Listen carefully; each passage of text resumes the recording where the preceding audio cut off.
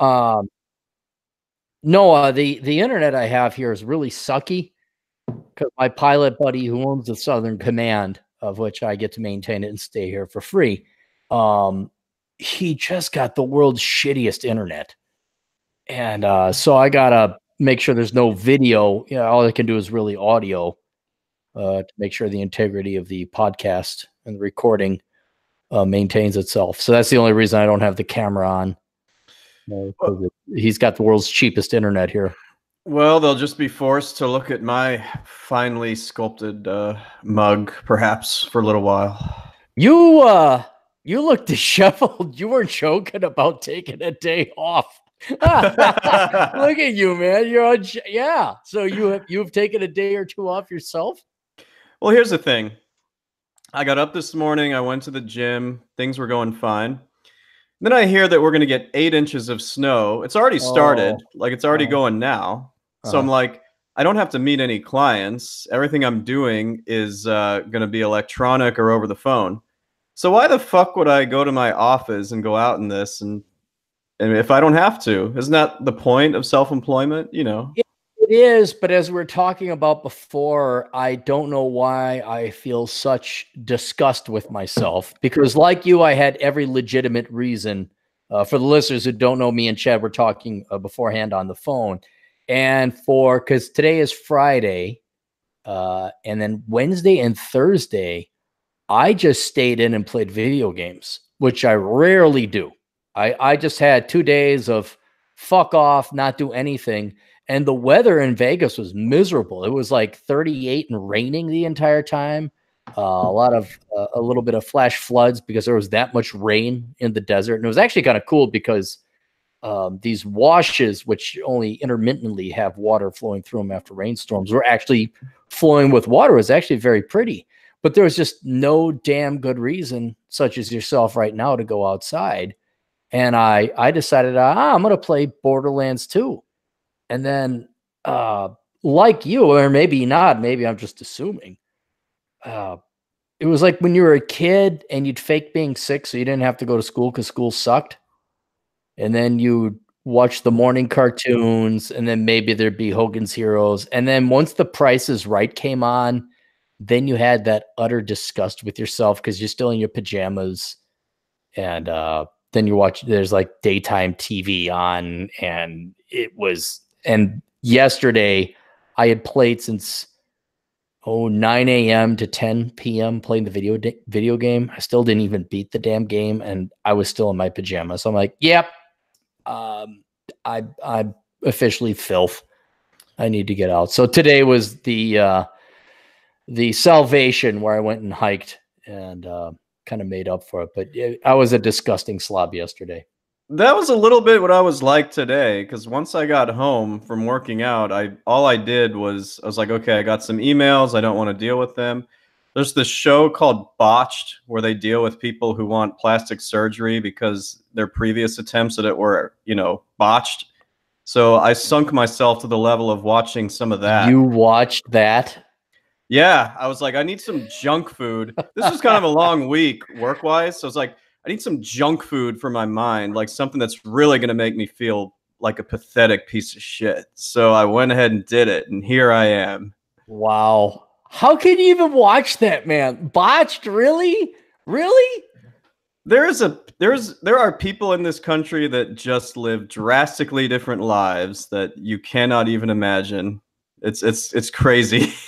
Well, it's the majority of people. I know the majority of people. I don't know how they live with themselves. Like, if you're watching Good Morning America, you ought to be dragged out in the street and shot. You're just you're a worthless human being. You're certainly not an American.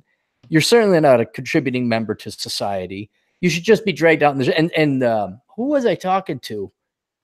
It was on another podcast I did. Maybe it was Masculine Geek.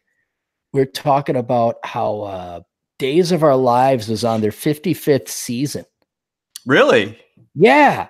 And it's like, how many trillions of women's and maybe even some men's lives, trillions of hours of human lives were wasted watching that filth over the 55. past 55, over half a century.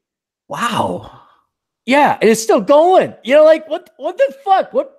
Is there a permutation of somebody backstabbing or cheating on? I mean, they have got to have ran through all of it. Like every possible permutation of fuckery and backstabbery has had to be done on that show. What do they got to go? What's left on them? I mean, what I'm more fascinated about is how do they keep it going in terms of continuity? Like, are we now dealing with the original characters like grandchildren and the drama that they're going through? You know, Gotta be, yeah. No, it's well, think about that. I remember my babysitter, Ginny. She'd watch that, and even at 3 years old, I knew something was wrong. Like it was the devil's work. Like something was evil about that. Yeah, I guess they gotta. I don't know. Anybody in the chat room might know, but they got to be on the grandchildren. I mean, what else would you do?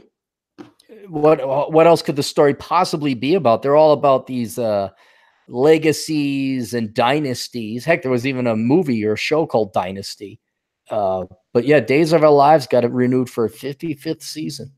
My grandmother used to watch that when I was like 7, 8 years old, and she was, God, 80 or something at the time. So I can't imagine. You're right. How many trillions of people have watched this and wasted their time doing it?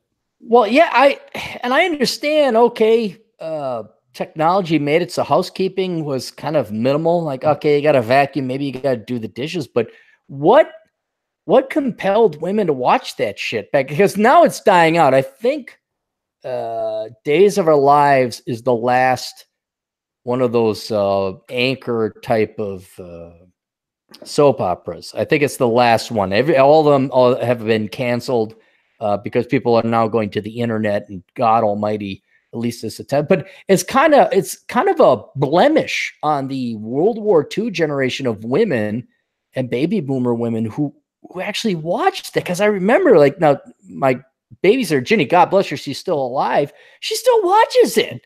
You know, like, what did you not have? These aren't stupid people either, but did you not have something better to do with your time than watch Days of Our Lives? I mean, you go walk, go knit, go anything. God Almighty, just to get out of the damn house.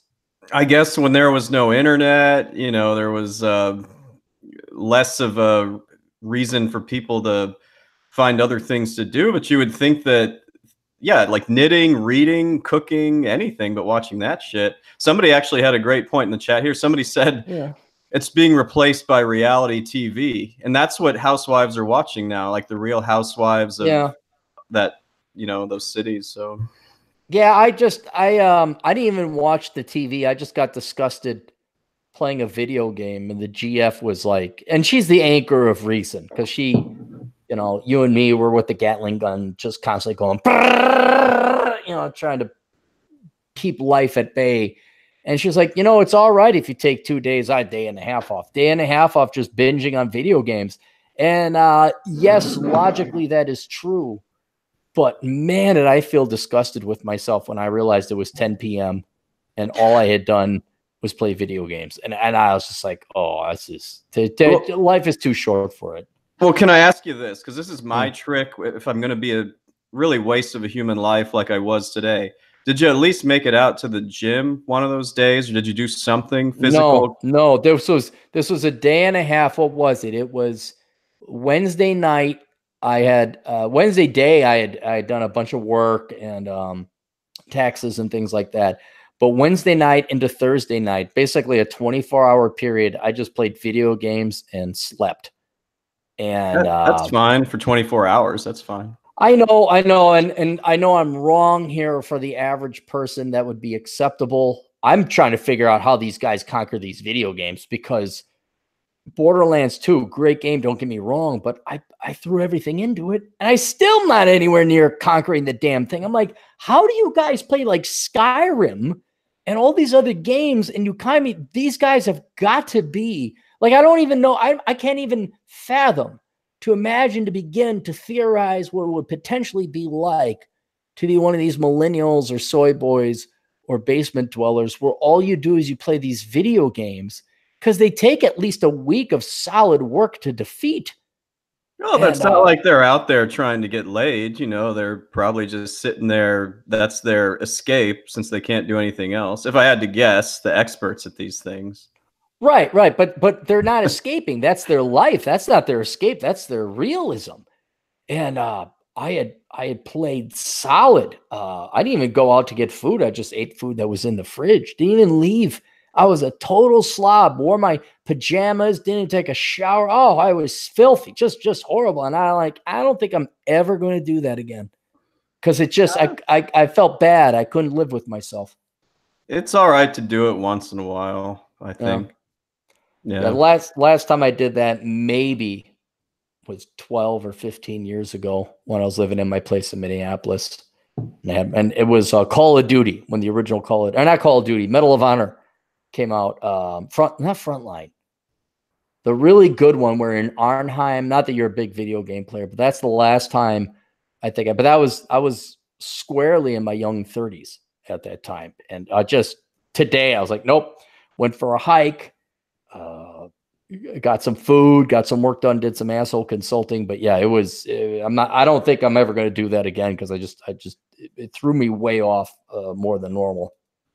Well, I mean, take what's going to happen here tonight, really. Have you ever been stuck in like a terrible, I mean, that's not what we're going to get, like a blizzard, but has there ever been a situation where you can't really do anything but stay at home?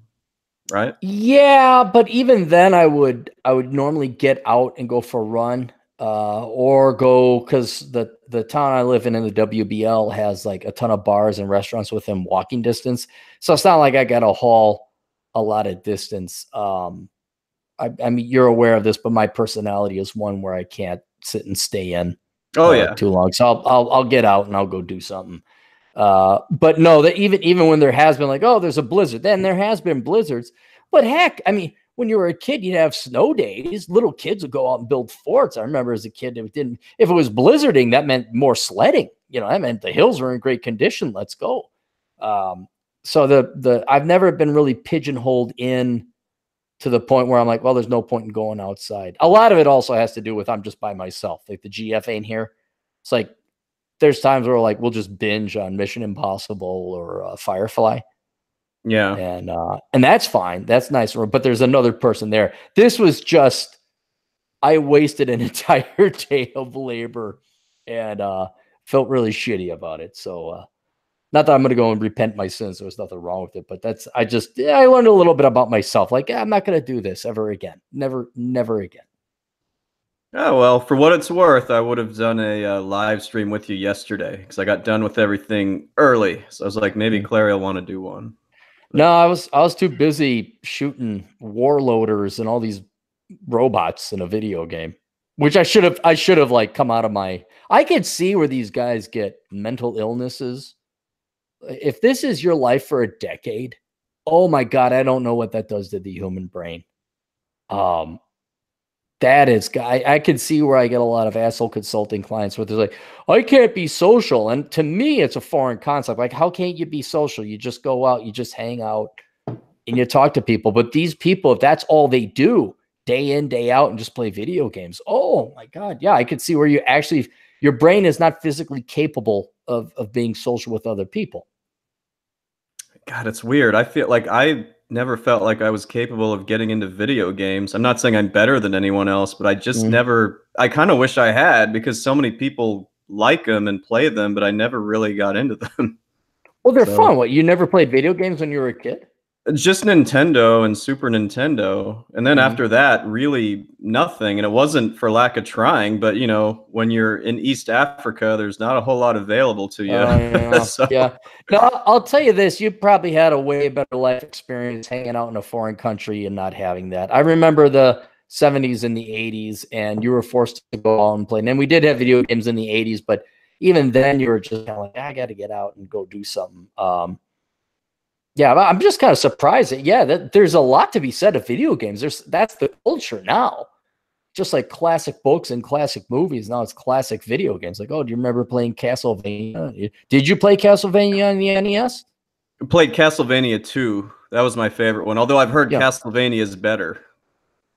Well, nowadays, who knows? The games are getting so over-programmed and graphics and standard that I can't. I'm really happy with the Xbox 360 that I got. I just saved it, and there's some solid games for that. And now buy them for $4 or $5 used over at the local game store. But I'm not doing any of this downloading shit.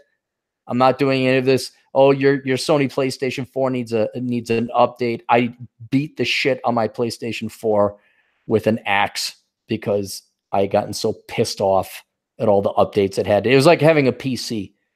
Did you do a video on that? I thought I remembered. Did. Yeah, I just beat the shit out of it. It was great. It was the best $400 I ever spent. It was, and people were shocked I did it. I'm like, no, the whole point of getting a console game, not a PC game, a console game is I get the video, the CD, I put it in, I can play it.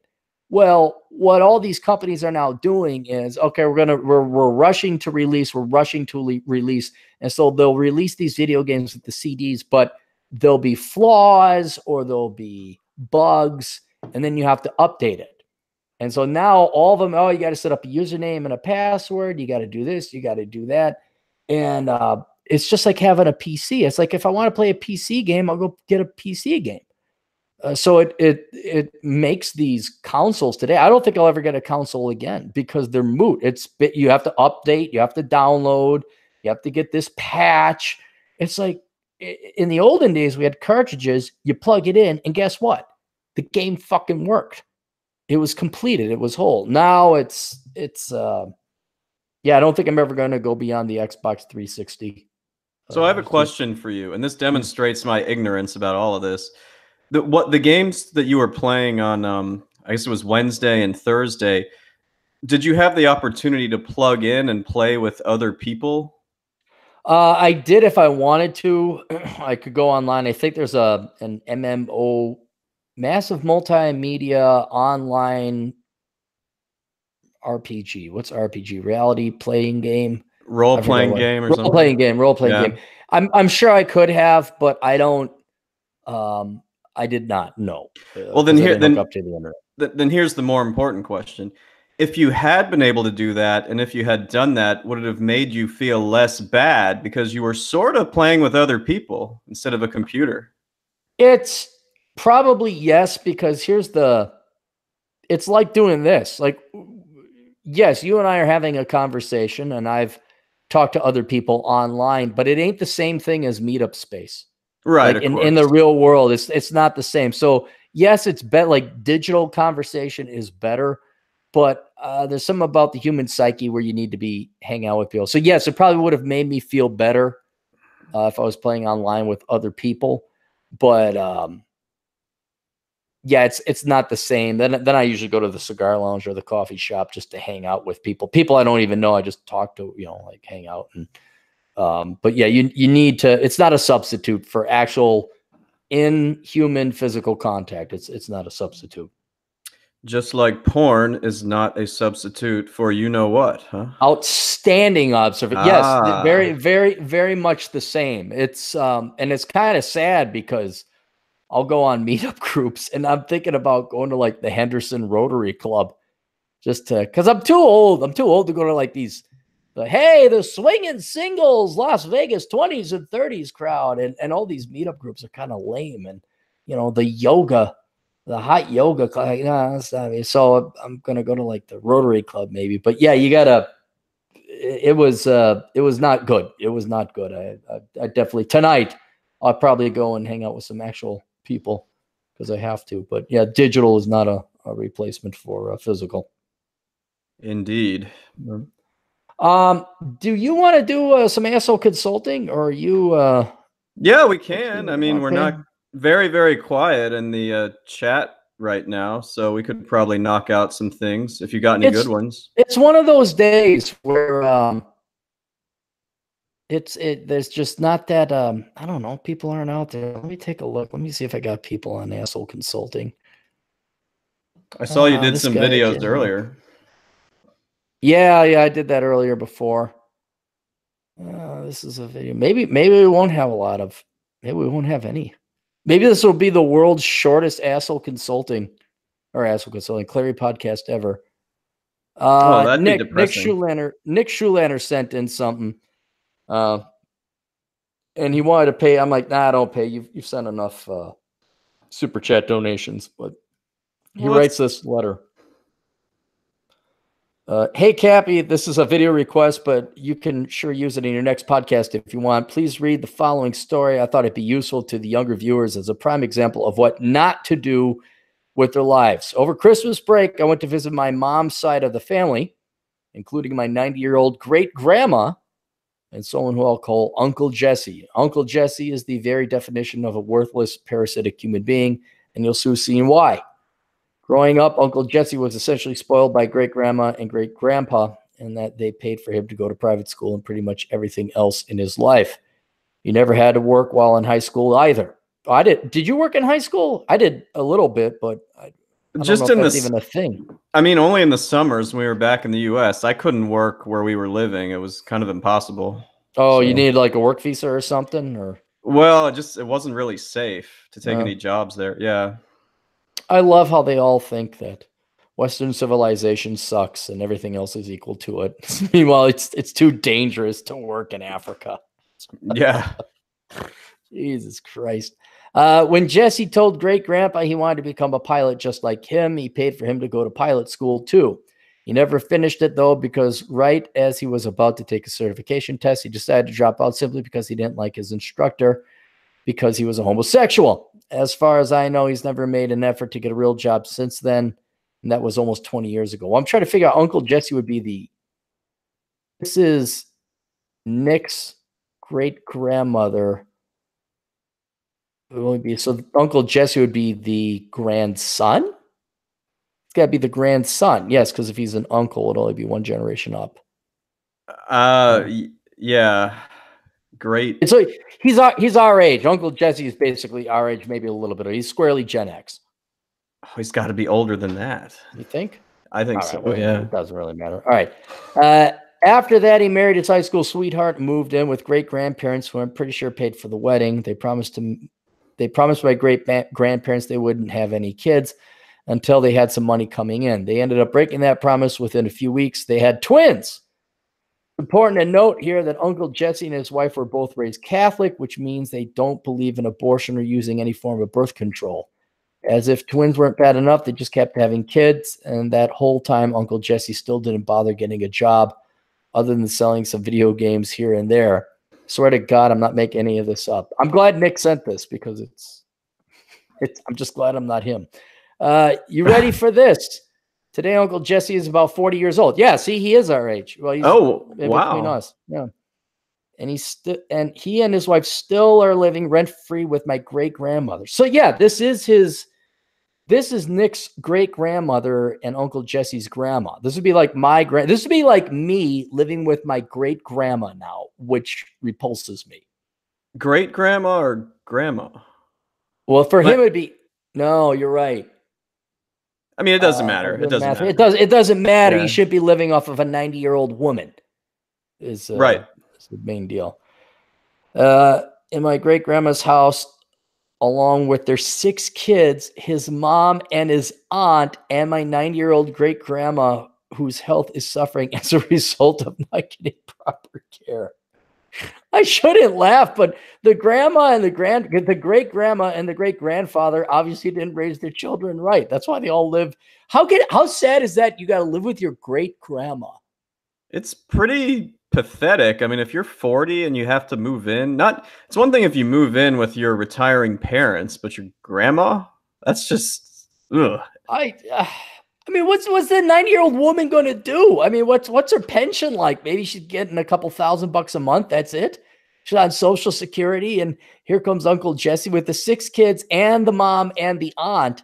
It just indicates to me and it doesn't sound like there's any kind of caretaking role either. You know, no. Like, well, that's just bad.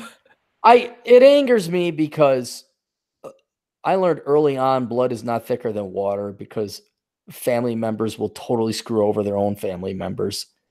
And then you get the innocent family members where, here's great grandma. It's like, whoa, it's my grandchild. It's like, no, he's a piece of shit. Yeah, he's your grandchild, but he's a piece of shit. Why you, and all these parents, especially now with a lot of the immigrant community, where they expect their kids to take care of them. It's like, whoa, wait a minute. No. That's not how it works here in the United States. We got this thing called Social Security. You all vote Democrat. You all vote socialist. The government has now taken over the role of taking care of the parents in their old age. You don't expect your kids to be slaves, and that's what a lot of these communities assume their kids are going to be, is they're slaves. And then these parents just fucking lord over, oh, don't you like your grandma, your mother, your father? How dare you? And they'll actually ostracize or excommunicate their children from the family if the children don't act. And we're talking teenage kids, like they're working in high school. I've had it where it's like, if you don't bring money in, how dare you not help out the family? It's like, why the fuck did you have so many damn kids if you weren't able to take care of yourself, for fuck's sake? That's a good question. By the way, Nick is in the chat. Just got there. So how's Nick doing? Is he doing well? Does he say anything? Does he say hello? Yeah, he said, "What's up?" Cool. I hope he's doing all right. Most of these people are just living off of my grandma's money, and none of them seem to have any real plan of what to do once grandma passes away. We're going to parasite off of you, Nick. You're going to come for the youngins. To make matters worse, Jesse decided not to pay taxes on money he made selling video games over the years, and now the IRS is on his like, hey, Chad, if I'm a cute girl with big tits and I make my money through PayPal, do I have to pay taxes? Well, according to the Great Thought Audit of November 2018, the answer is a big maybe. A big wait, really? No. I mean, I'm sure I told you about this. Yeah, all these people online were like, all these bitter dudes. They're like, oh, I'm going to report them to the IRS. But the problem is the IRS really doesn't care that much because they're considered small potatoes. So they can get away with it. They're required by law to do it, but they can get away with it. Is what right. But okay, so what? You got to make over 100,000 before the IRS starts paying attention, or what? God, I mean, you're still at a 1.1% chance of getting audited at really 100,000. Yeah, dude, no, they got no staff, and this shutdown's making it worse. But we digress. Sorry. No, I think this is very relevant. People should pay their fucking taxes. Pisses me off. I fucking pay mine. I try and lower them as much as possible, but it just kind of pisses me off. There's a gal.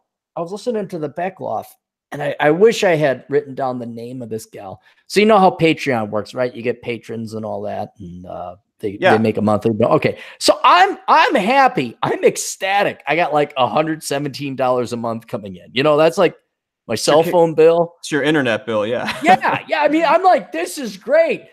Enough of you schmoes out there thought I was worthwhile to give me money for free. Like I don't even give you anything in return.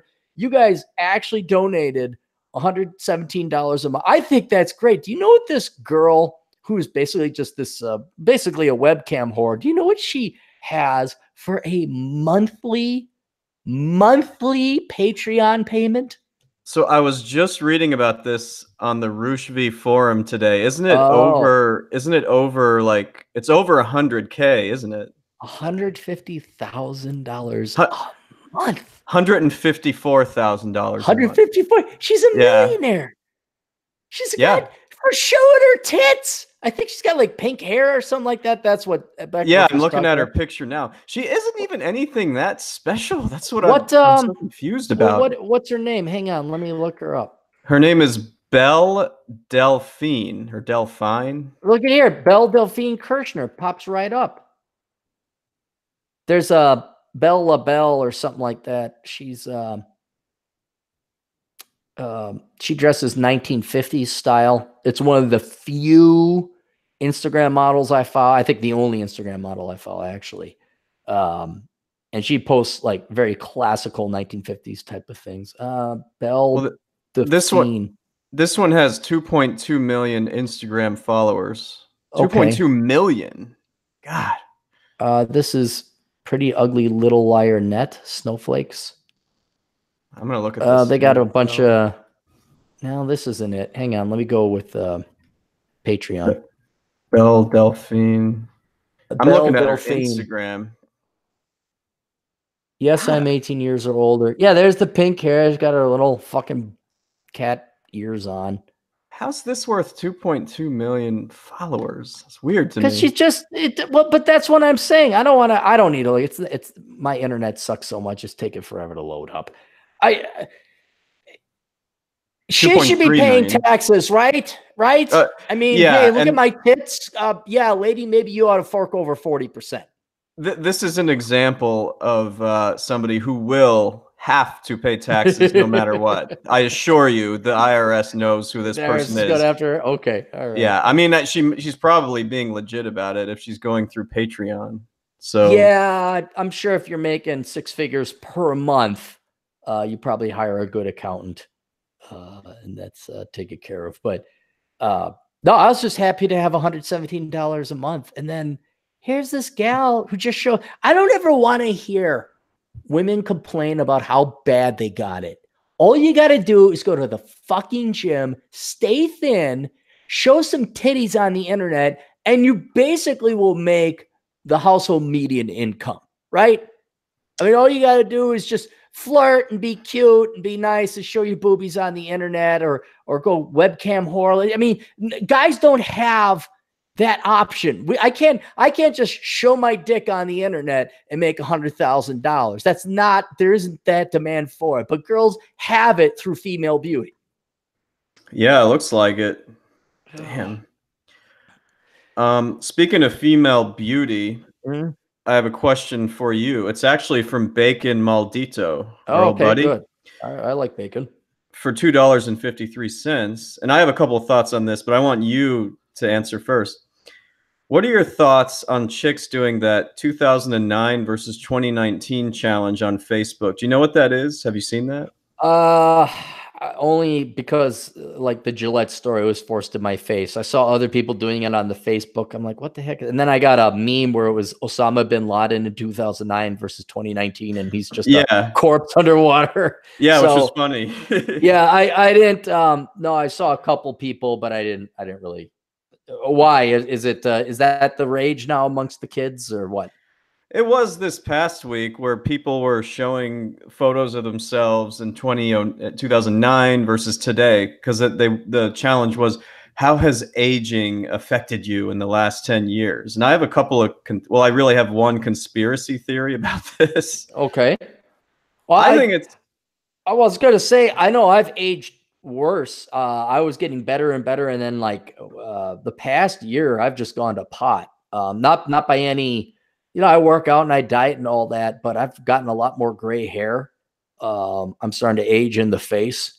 Yeah, so but I know that's not bad. That's just out of your control because you're controlling the things that you can control. Oh yeah, no, it's totally out of my control. I'm just saying, like, I was getting better looking, and I had that like touch of gray and things were looking good. And now I'm like, boy, do I look haggard.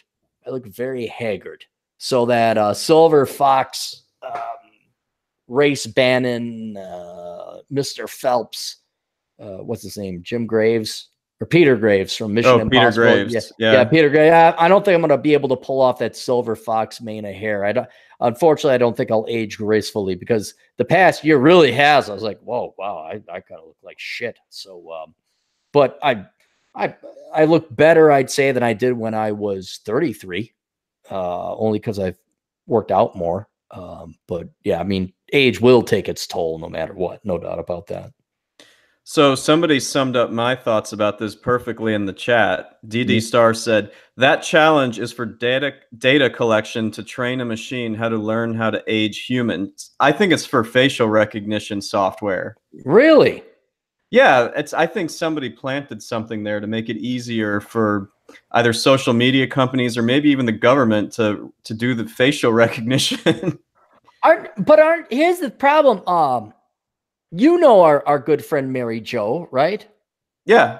Yeah, and we love her to death. There's no doubt, even though she's a no good, dirty communist Mexican.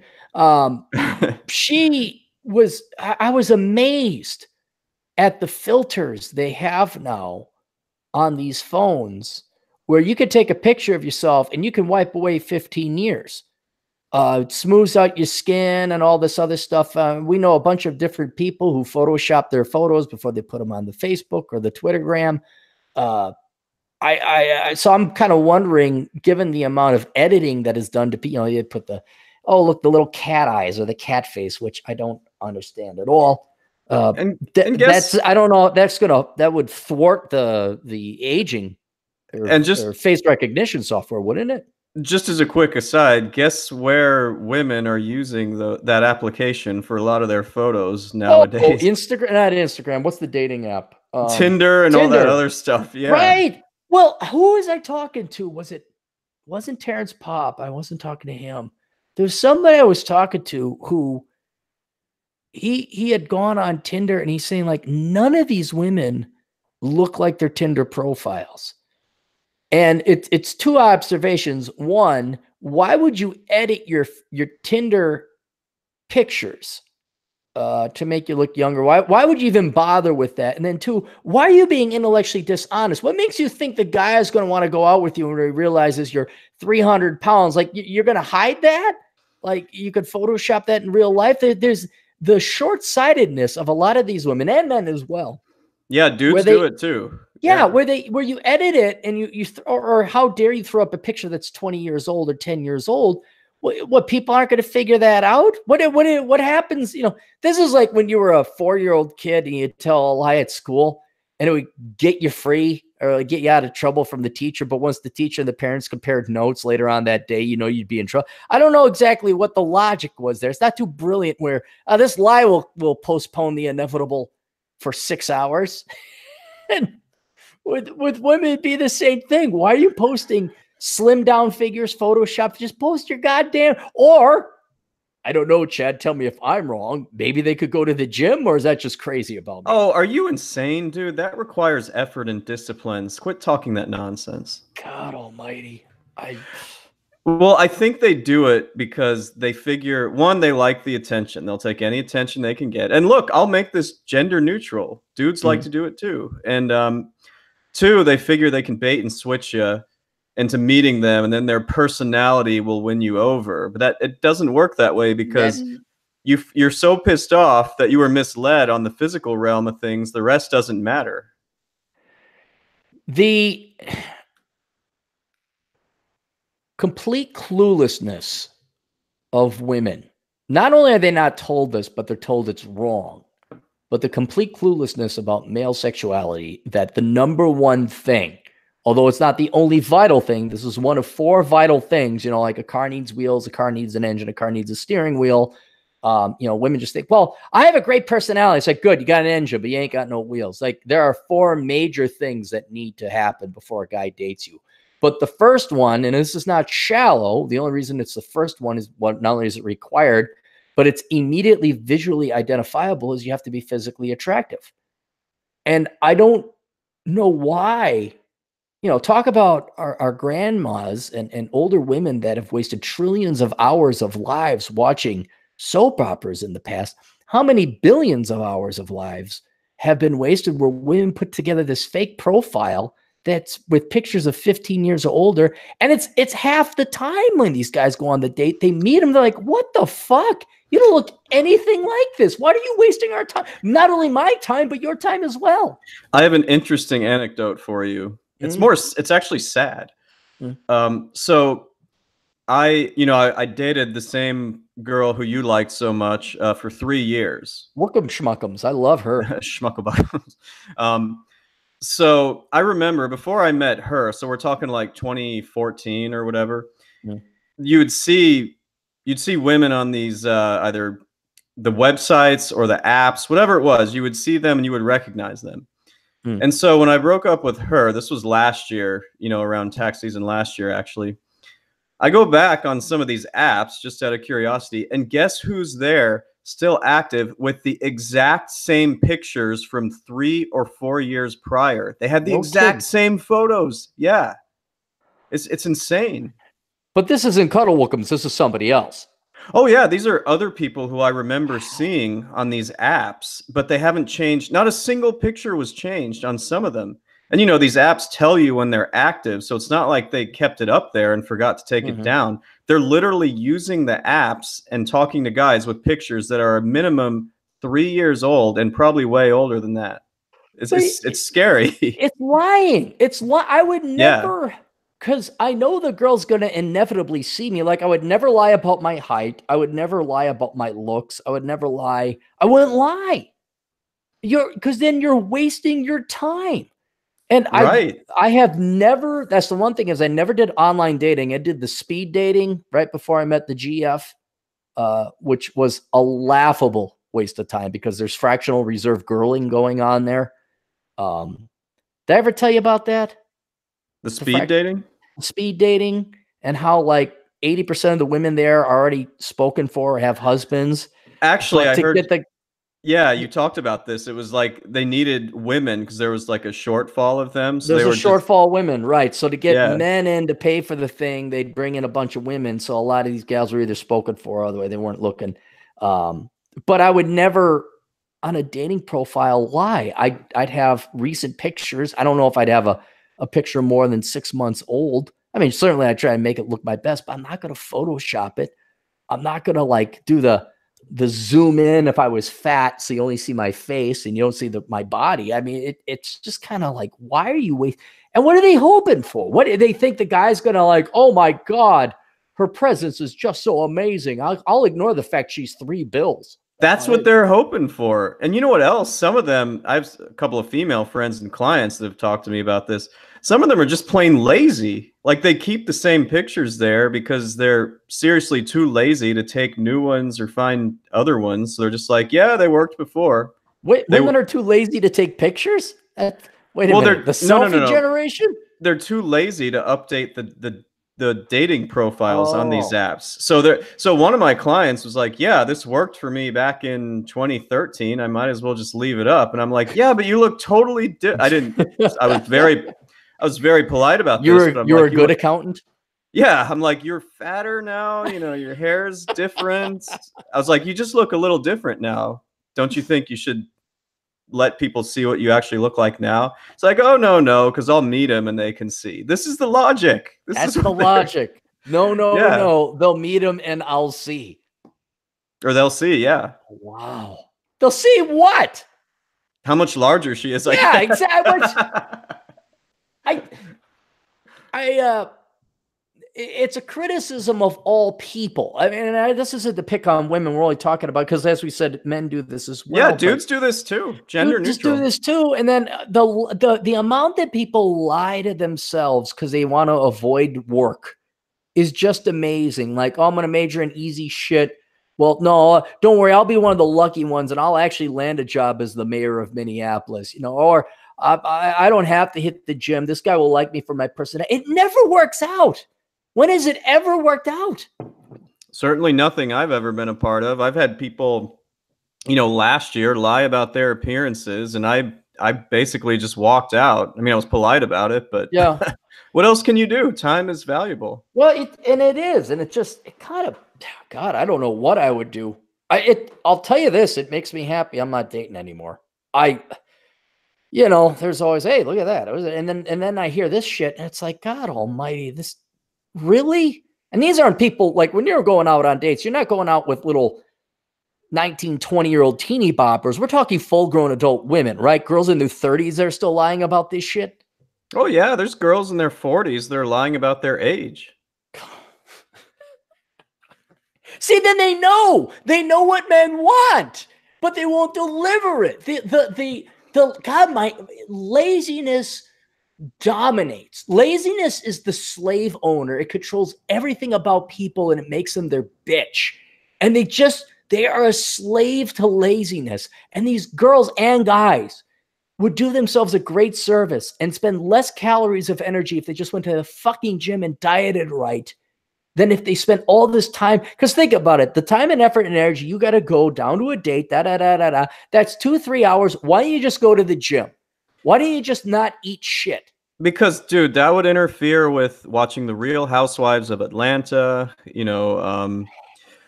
What else do women do? I don't even know. They watch. Is Buffy the Vampire Slayer ain't on anymore? That's probably in reruns by now. It's 20 years old. I was gonna say that one left us in the early 2000s, I think. Yeah, I don't. It's as an economist, as a mere logician, just logic.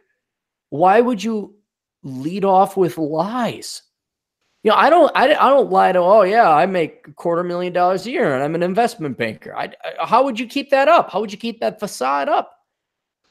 Well, in the case of dudes, they just need to trick the girl for one night and maybe they'll get, quote, what they want. Sure, that's true. Okay. I don't know about women. Maybe women like the same thing. I don't know. Women don't have to lie. Look, the paradox is this: a guy can lie. You can't verify a man's income unless you get what, form 1065S. Is that it from the IRS? Well, just yeah, their tax records. You could definitely verify it, which is what I like to do. Women can't verify a man's income, and a man can fake being rich. You can lease a vehicle, you can get fancy clothes, you can borrow debt. All the dude bros all the rich people I've ever known, Chad, guess what they drove? Rich people. Let's see. The truly rich people. Probably like a Honda Civic or something like that, because they don't want. It's a more practical car than like a Maserati, right. And Ford Ranger around better. Yeah, a sedan. You wouldn't know they're rich, but the guys can fake it, and women will go for it for their own criticism. And let's just be real, girls. You want the guy with the money, and I'm not criticizing you. That's what it is. But a guy can at least fake that. You girls cannot fake physical beauty. That's true. Plastic surgery is really the only way, I guess. Hell, and even then, I'll argue. I'm all for plastic surgery. Go ahead, make yourself fight aging, however you can. But if you're 250 pounds, you can't fake that. You can't. Yeah. If you're 55 years old and you got wrinkles, you can't fake that. And I guess girls are at a disadvantage in this one regard, where the guys can lie and fake it till you make it, and then you leave the girl. You got what you wanted out of the deal. But you girls, if you want to find a quality guy, no guy is going to fuck you if you're ugly. And he certainly is going to stick like fucking is like first base for guys, in the marriage market. First base is fucking. Second base is like, what are we?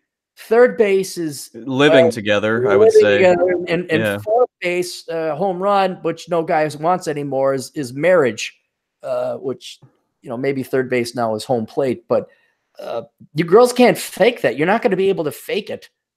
I actually have a counterpoint to this, and it goes back to what we were talking about earlier and things I've discussed with people. There are a lot of thirsty simps out there who will fuck anything, no matter what she looks like. And so you're right in terms of commitment. Like a woman, she has to be attractive in order to get a commitment. But as far as lying goes, yeah, I agree with you in a sense that they don't have to lie if they just want to get sex, even with top dudes. Because I know top dudes who go for anything, these chads. Really? Yeah.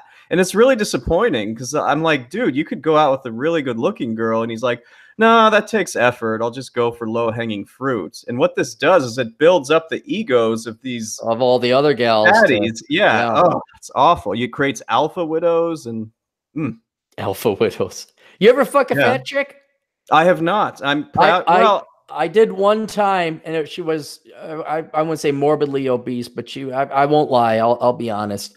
I was drunk. She drove me. She was my sober cab, and and you know what? That problem.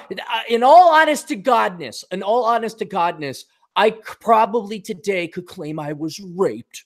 I was drunk. I did not like. Nah, I'm like, well, okay, sure, but that was the only one, and it was like out of boredom circumstances, if anything else. I need to back up on my answer for a second. I guess it depends on what you mean by fat. Sir, I've never fucked anybody who's obese ever. But, no, I guess this girl wasn't obese. She stood to lose about.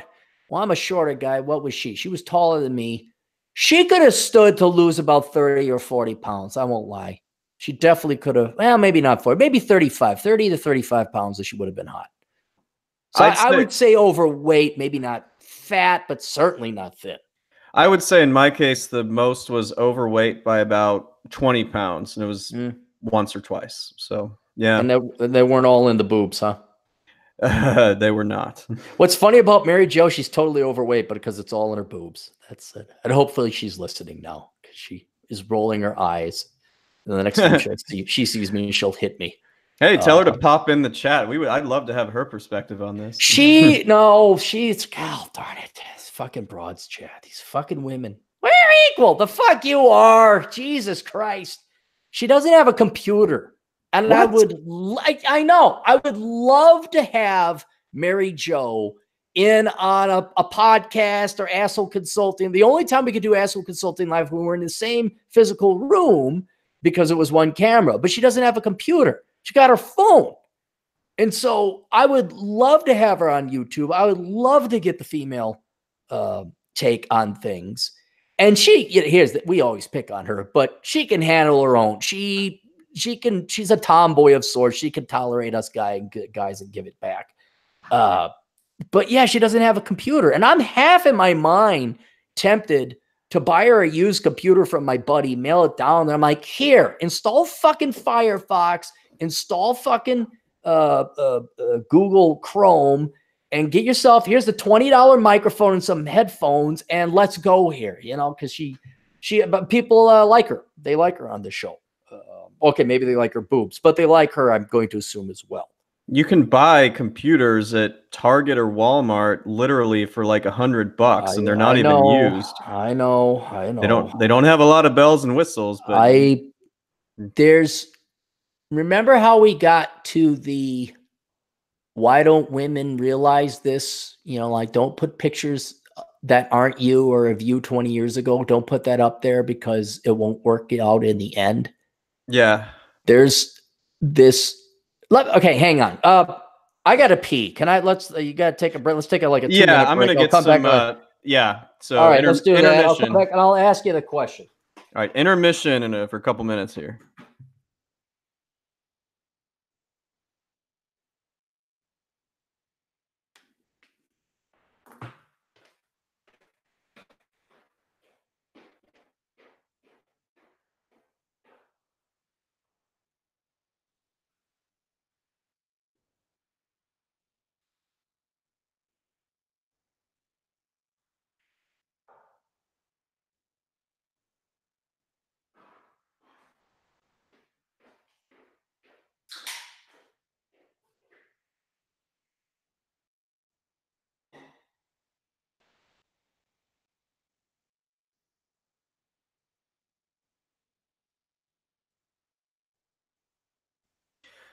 Tall and tan and young and lovely, the girl from Ipanema goes walking, and when she passes, it's when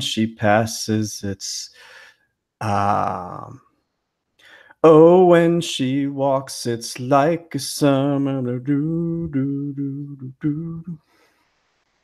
I don't remember the rest of the words.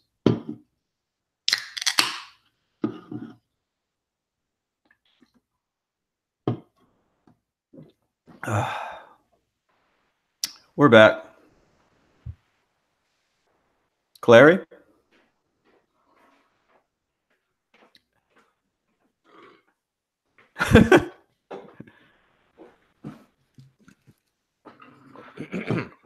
Hey, yeah, I was trying to sing the words to the girl from Ipanema, but I always get stuck on that. It's so funny. I had the same thing going through my head. Yeah.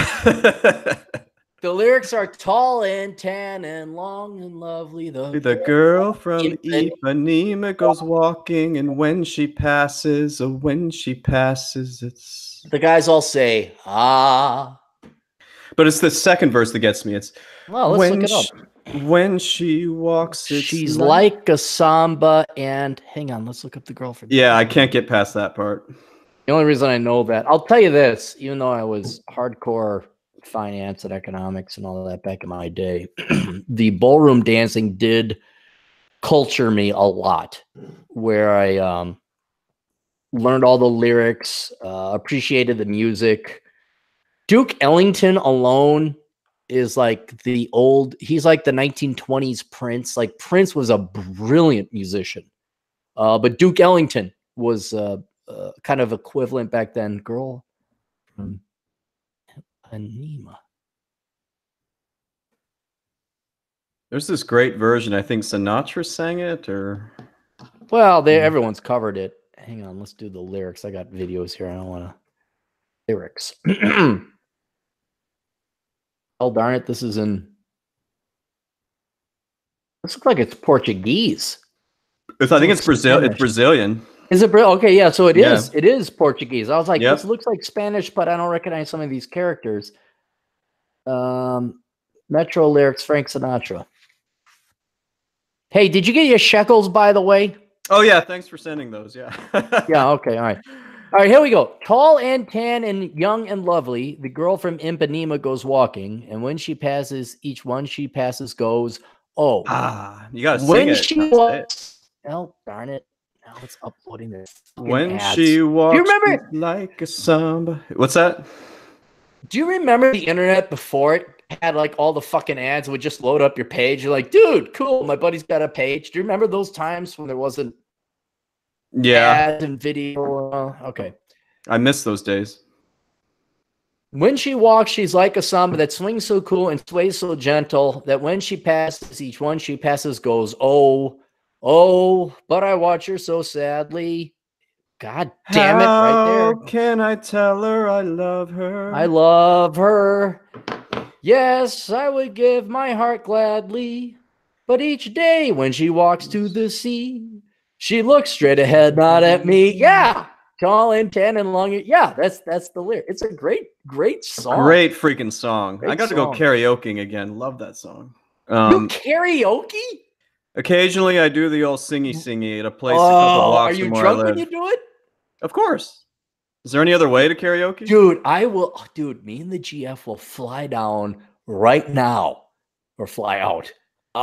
If you do karaoke, dude, I got to tell her she will laugh her ass off. We got to see that before we die. I got to see you singing karaoke before I die. Well, there's a horrible video from 2016 of me on Facebook doing it somewhere. So I want it live. You go searching far enough, you'll find it. Yeah. So we have Atham in the house. Oh, what? He's not hiking? He's not doing... Did he see that I actually put on a couple thousand steps, hiked around Craft Peak? Well, see, he's so busy trying not to crash in the snow-covered roads that he probably hasn't been... Yeah. He's up to 110,000 steps. He's beating everybody on that stupid Fitbit competition. All right, what does our stupid Mexican friend have to say? Well, for $2.22, Atham says, Elkins equals sports ball, Clarey equals old farts. It's hard to dispute either one if you think about it. No, I'm not going to argue with that. No. Yeah, I can't. You kind of nailed us, Atham. Yeah, no, I could. It's like saying Atham equals pipe smoker. Yeah, it's all true. Yeah, but no, he's like totally dominating in the competition, and I do believe he will beat Space Marcus. I think he'll actually beat Marcus and win that competition. I was gonna try and do it and fight against those guys, and then Wednesday happened. I'm like, no, I'm checking out. So I'm getting beaten by girls on that damn competition. Really? That's not good. There's some German gal named Mel, and so it's always off by about 8 to 10 hours because she's up, and then all of a sudden you wake up like, oh shit, Mel beat us. And but Marcus, I think Marcus is sick. I don't know why.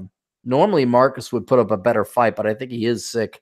No, he's posting. He's posting his regular posts on the social media. So well, he could be sick and in the bed. That's true. That's all I do when I'm sick, which is rare, thankfully enough, very rare. Bacon Maldito for $2.06 says Elkins should sing Bohemian Rhapsody and that he loves karaoke. That's actually a challenging song to sing because so much of it is not really singing. It's more just, it's like half talking. You know that song? Do you know Bohemian Rhapsody? Of course you do. No, well, maybe I do. Hang on, let me look. You ever see that movie? You watched Wayne's World? Have you seen that? Yeah, I've seen Wayne's World. Yeah. You remember when they were in the car and they're headed somewhere, and there's that guy in the back seat that's about to puke, and isn't this Queen? It's a song by Queen. Yeah, it's a Queen song. Jesus fucking. But it's a really long one. But it would be fun to karaoke. It'd just be challenging. You know what? I hate Queen. Really? I hate the guy. Yeah, I think it was totally overrated. I'm not saying the guy didn't have a great voice. I know Stefan Molyneux loves that guy, but I'm just like, you took all this talent and you made really quality shitty songs. That's what he did. That's what Queen is. Now, I will admit, what is it? One Vision from the movie Iron Eagle. Oh, I like that movie. The movie, which was stupid and dumb and okay, but One Vision was an actual, okay, that was kind of almost you're venturing on rock, And then like pretty much every 70s band, you took great musical talent and you shat out crappy music. Quality crappy music, but it was crappy music. You don't like ABBA? Nope. I know.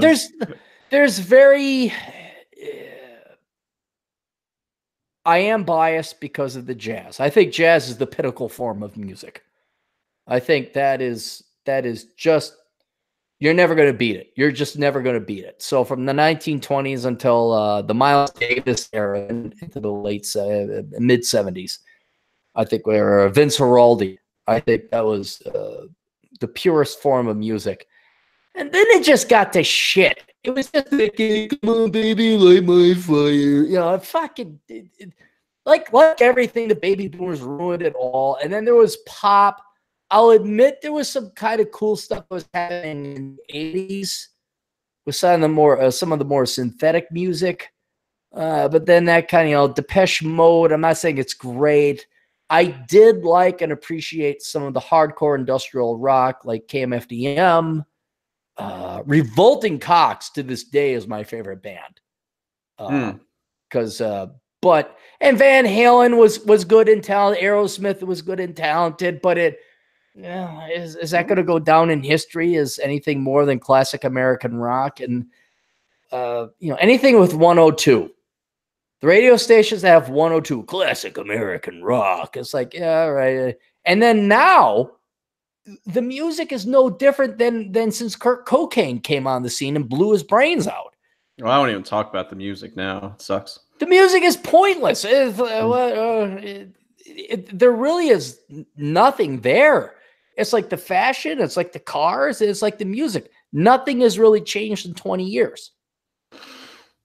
Do you know what movie this is from? It goes 97X.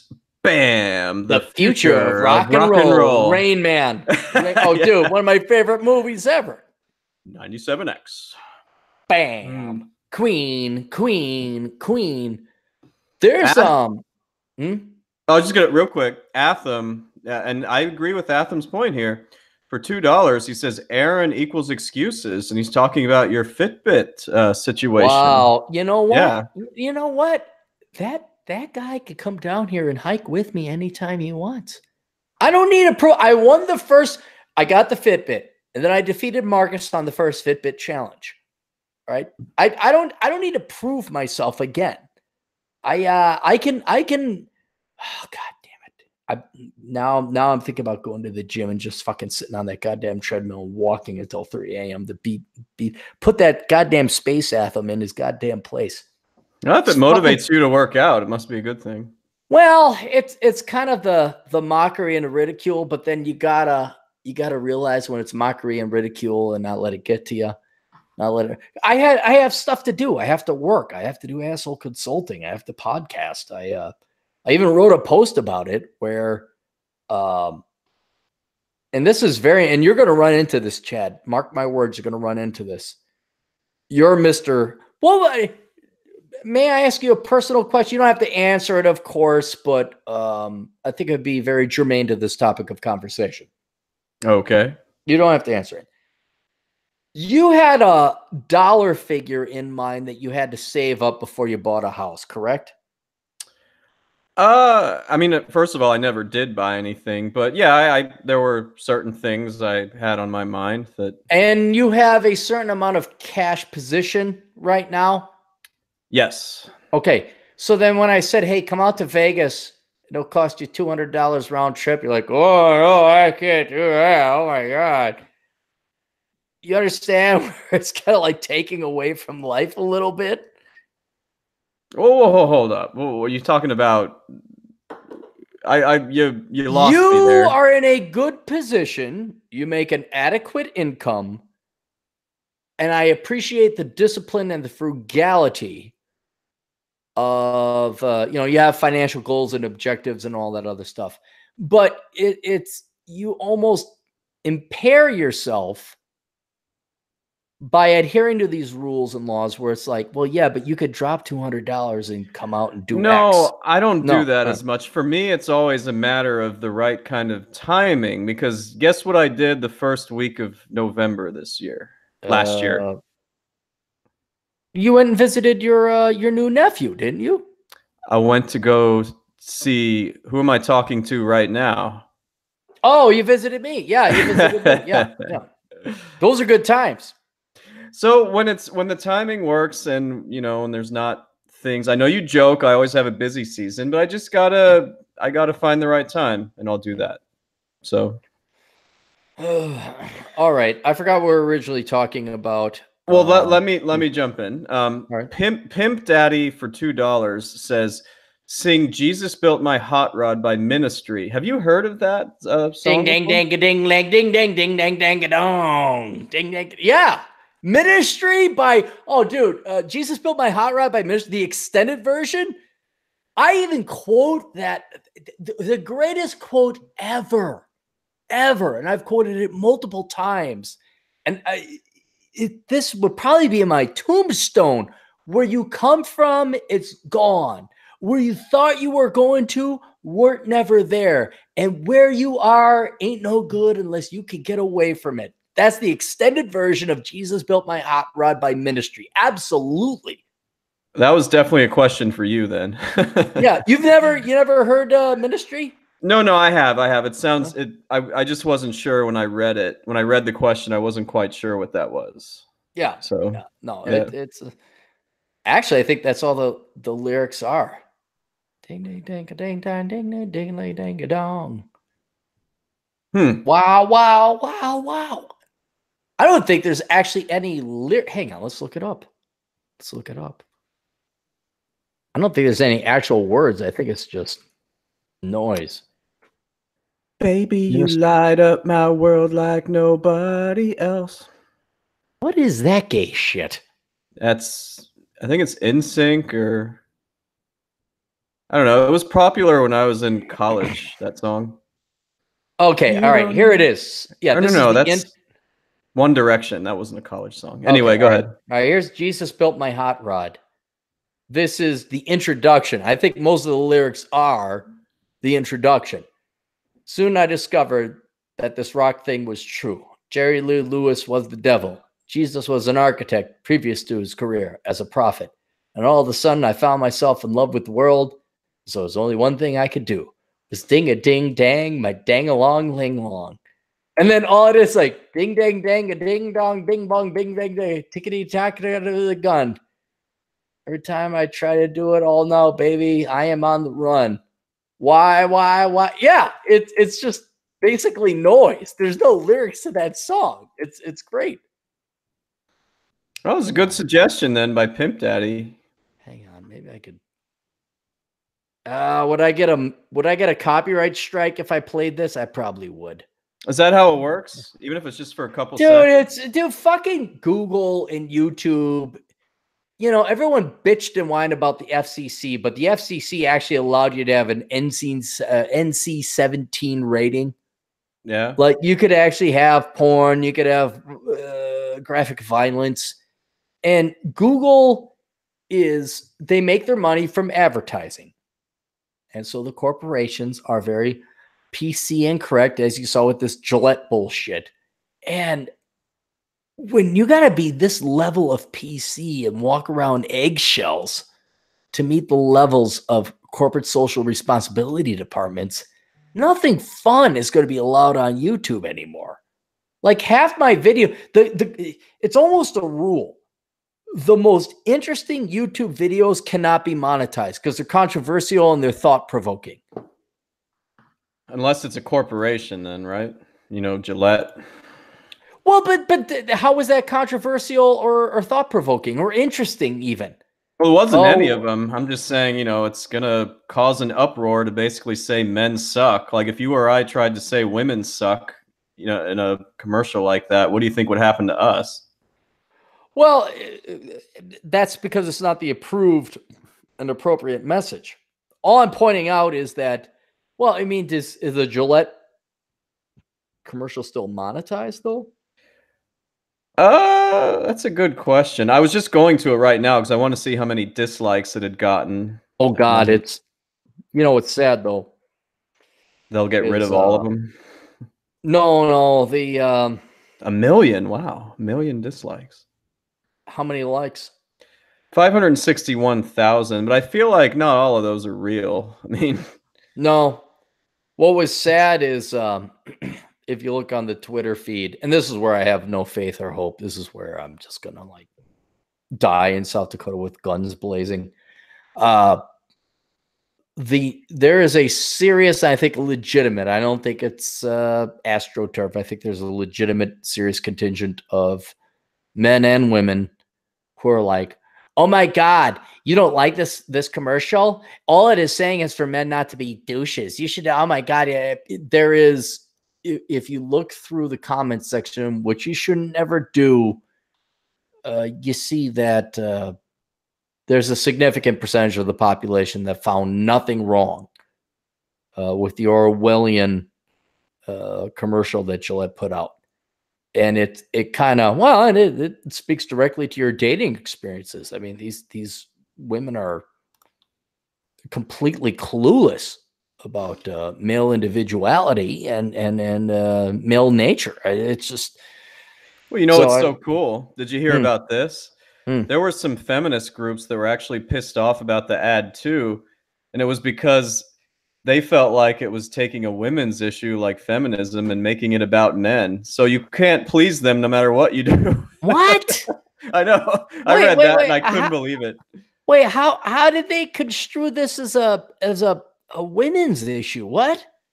There were some writers on the usual harpy ones like Jezebel and the usual The suspects. professional victim horse. Okay, so they gotta Yeah. find insult and victimhood in everything.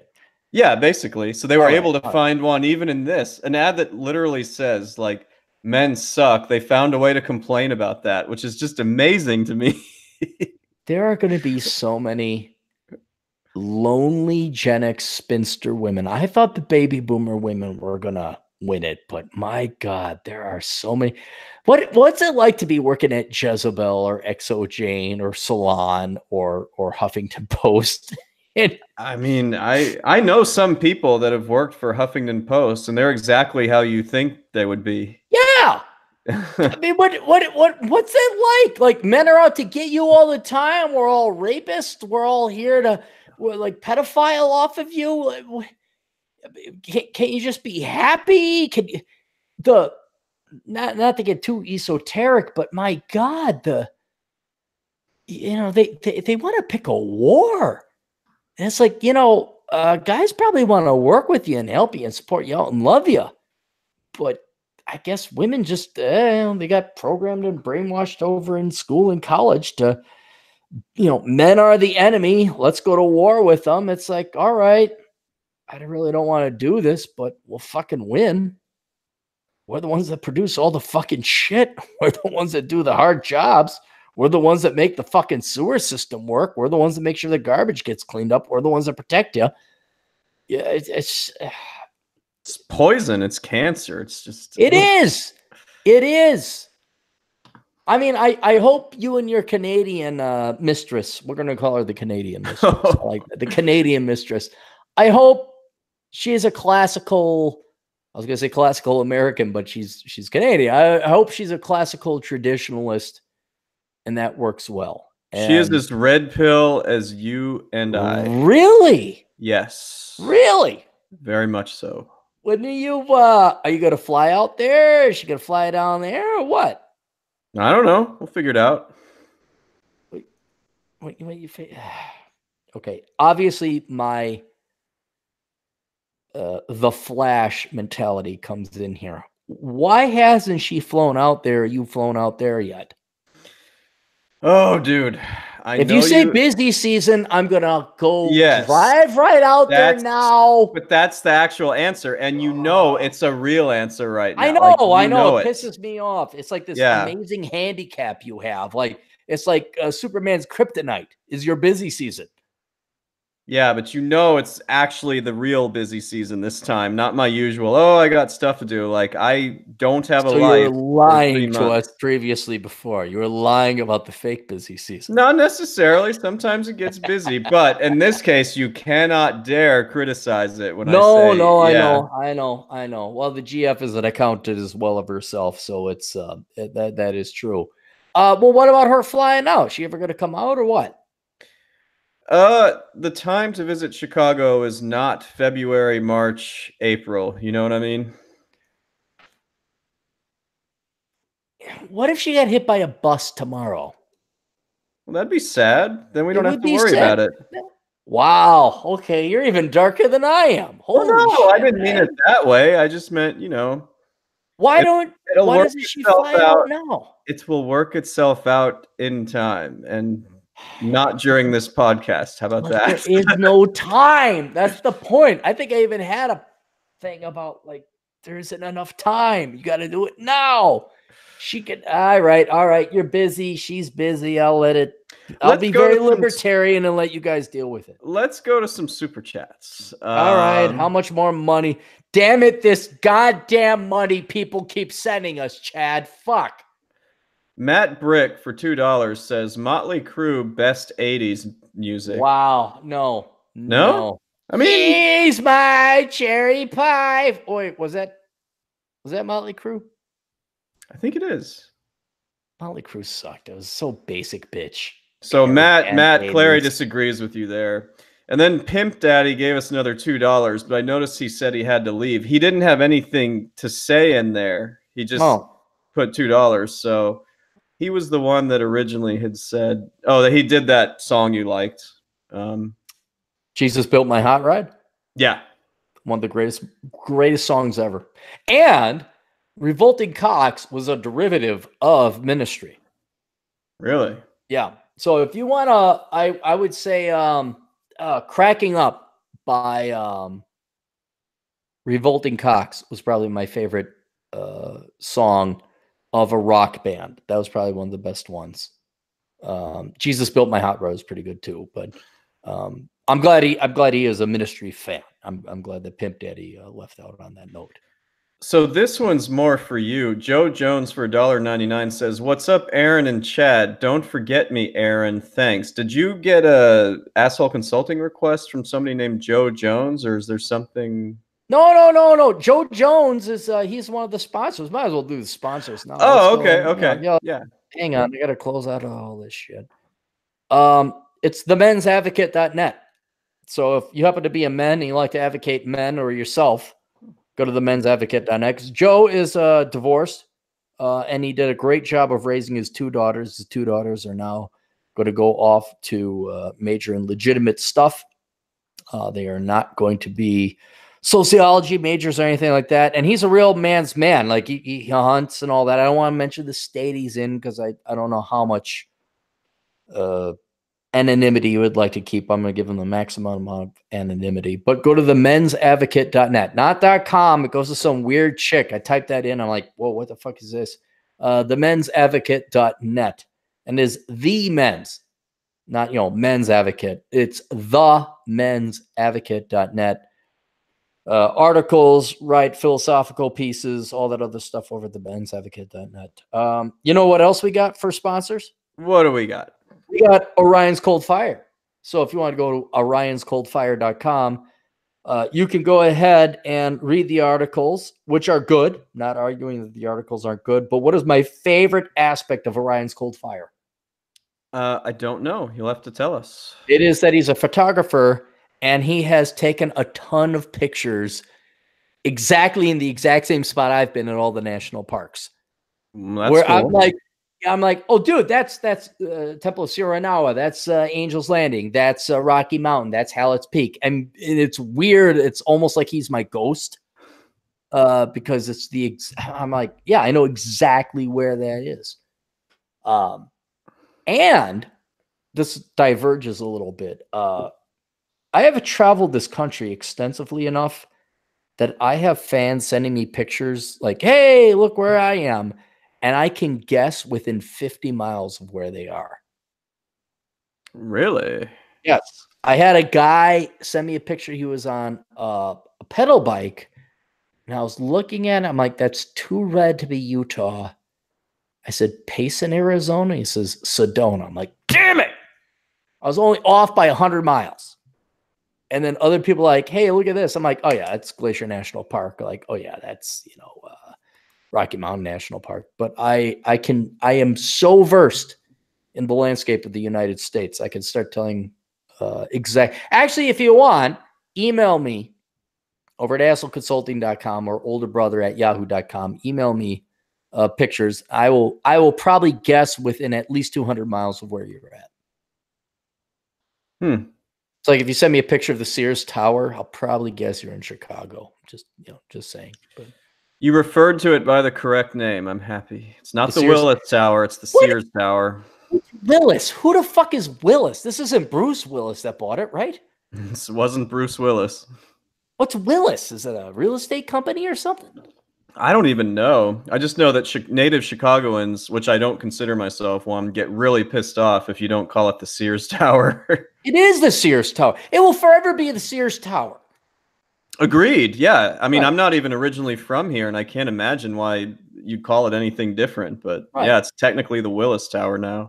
There's a lake over in the Twin Cities. We drove around it, by the way, when we got Sebastian Joe's ice cream. Remember that?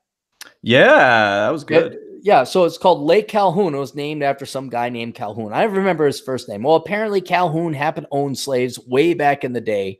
So all the pussy, God, I love to use different words. I can't. All the pussy, limp dick, frickety motherfuckers, the liberals decided we're going to rename it.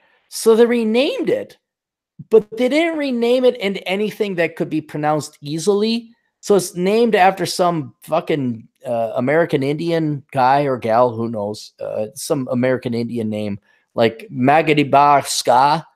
So no one knows how to pronounce it, and guess what they call it?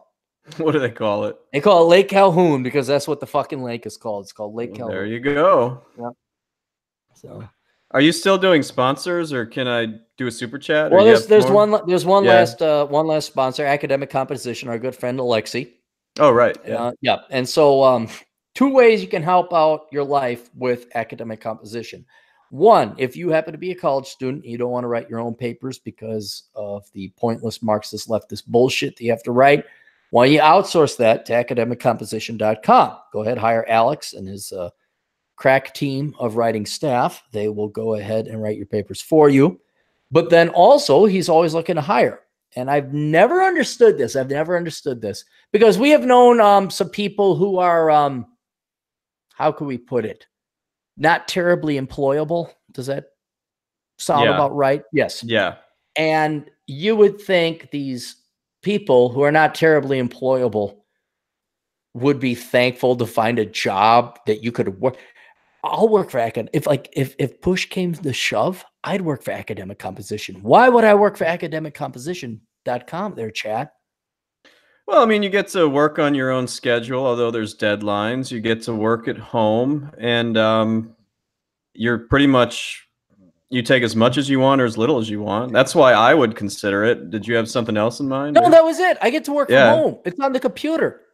Yeah. All you millennial limp dick frickets, my God, you get to work from home. You can work on a beach.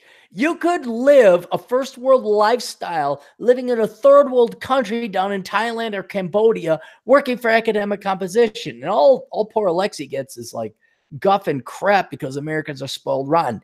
If you aren't a spoiled rotten brat American and you want to write and make some money, go to academiccomposition.com. Contact Alex. Let him know I sent you so he keeps sponsoring the show. And he came out here, actually. We had ramen.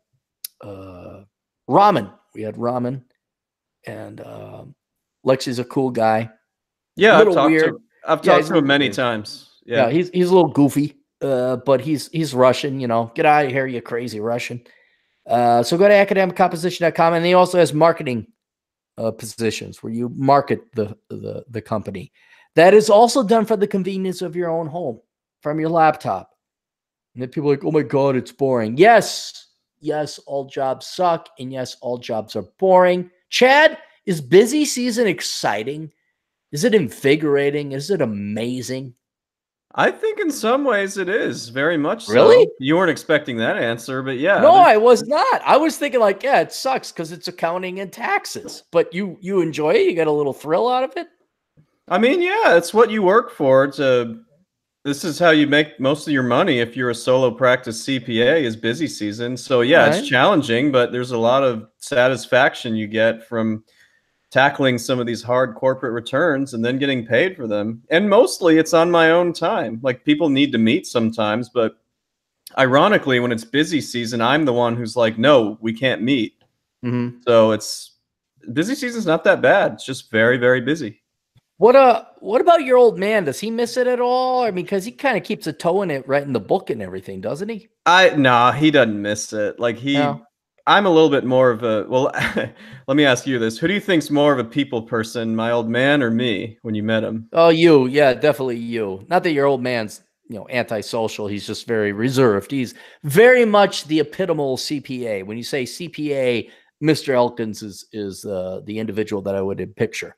Right. So I really don't think he misses dealing with a lot of those people who can be difficult. Whereas whatever. If you're difficult, I'll just fire you as a client unless you're paying me a lot. So I don't really care.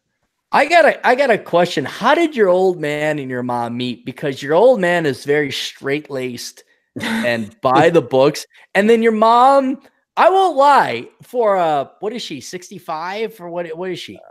You know what? I can't say that. She would kill me if I said She'd her kill age. you. All right. Yeah. Mrs. Elkins she was quite fetching, I'd imagine, back when she was in her 20s. She's a good-looking gal, Where do you especially think I for get? Where do you think I get my looks from? No, all right. Anyway, yeah. I'm just saying, I was just thinking like, wow, Mrs. Elkins back in the 60s would have probably been an Anne Margaret. And she must have caught your old man's fancy or something. I mean, I'm picturing the yin and the yang, your dad straight-laced military, ba, ba, ba, ba, ba. And then in comes your mom, not, like boom, chicka boom, but she must have caught his eye a little bit. Yeah. Well, okay. So my dad used to look just like Clark Kent. So that actually helps, believe it or not. I know he's supposed to be the dorky one compared to Superman, but he really looked a lot like him. So he was in a fraternity. She was in a sorority. They were in Dallas. This was after college, and they somehow met each other through friends or something. And it went from there. That's all I really know about it.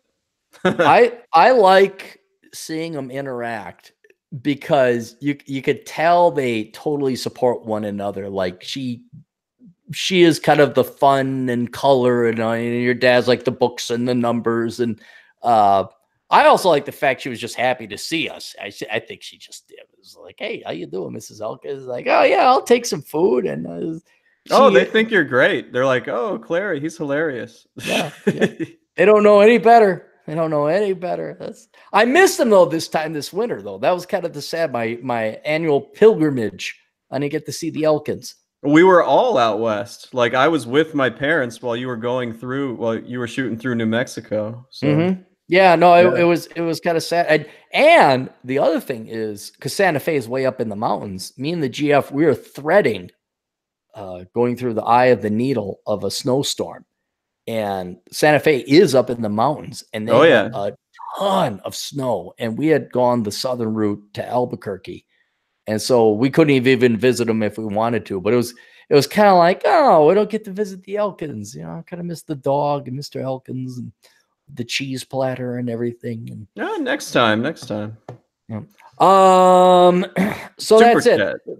Those are all the let me give a shout out to all my podcasting buddies, because I haven't in a while. There's 405media.com, financialsurvivalnetwork.com, Conto Talk, Silvio Conto, check him out, Canto, O'Shea Jackson, Economic Invincibility, JimFear138.blogspot.com.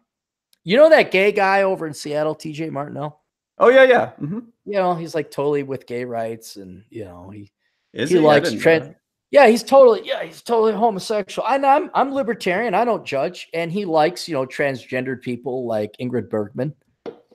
He thinks that they're attractive people, but we help out tjmartinell.com. Small Scale Life. Entrepreneurs in Cars, our good buddy Rich Cooper. Michael Kingswood, podcast.michaelkingswood.com/RSS. Dr. David Perodin, safetyphd.com. I think that's it. I think we got everybody there. Okay. Well, Joshua Landrum is really wanting me to answer this question because he left two super chats. I'll do them both right now. The first was for $1.99. He said, Elkins, is it worth becoming a tax manager at Big Four? And then he supplemented it with $3.99 and said, Aaron, shut the fuck up and let Chad answer my question. All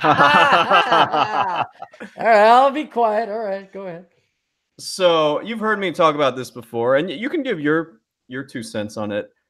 It is, but I still don't think you should stay there for your whole career because you're never going to make partner. You're just not. It's so hard to freaking make partner at a Big Four.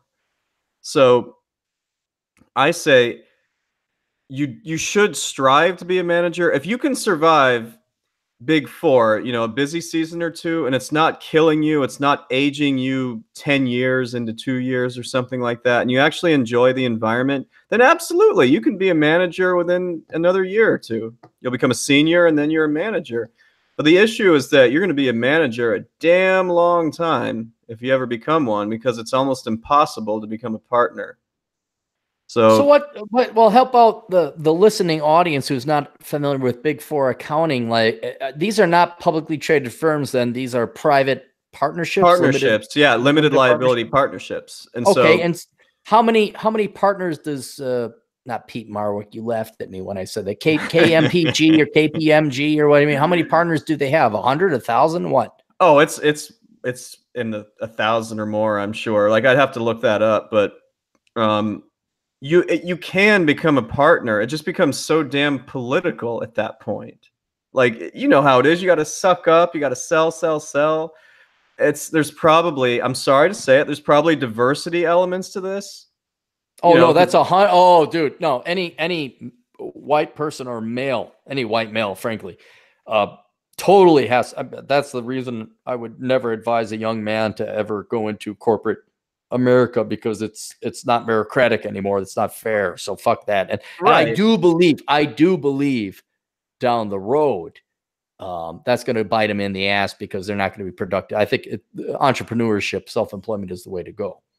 Well, I don't know if Joshua Landrum is a fucking white male, but I'm going to presume he is for the purposes of this question. And you can get to manager without a problem concerning politics. I mean, there's still a little bit of diversity and all that, but it should be fine. I'm just saying you can't really get past that very easily. So it's up to you how you feel about that. But you can at least get to that level. You'll have to work hard, but it's attainable. It's all about what you're willing to tolerate. But so is it, forget your race or your gender, I don't think it's worth it at all.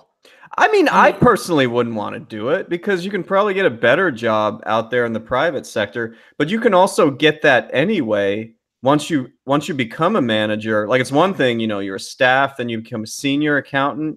When you're a manager, like, pretty much any Fortune 500 company is going to want you. Mm-hmm. So in that respect, I say, yeah, if you can make it to manager, make it happen, but you got to tolerate a ton of shit, ton of bullshit. Well, and that's where I think you did it right, where it's like you strike out on your own, hang a shingle outside your door, and you're off to the races.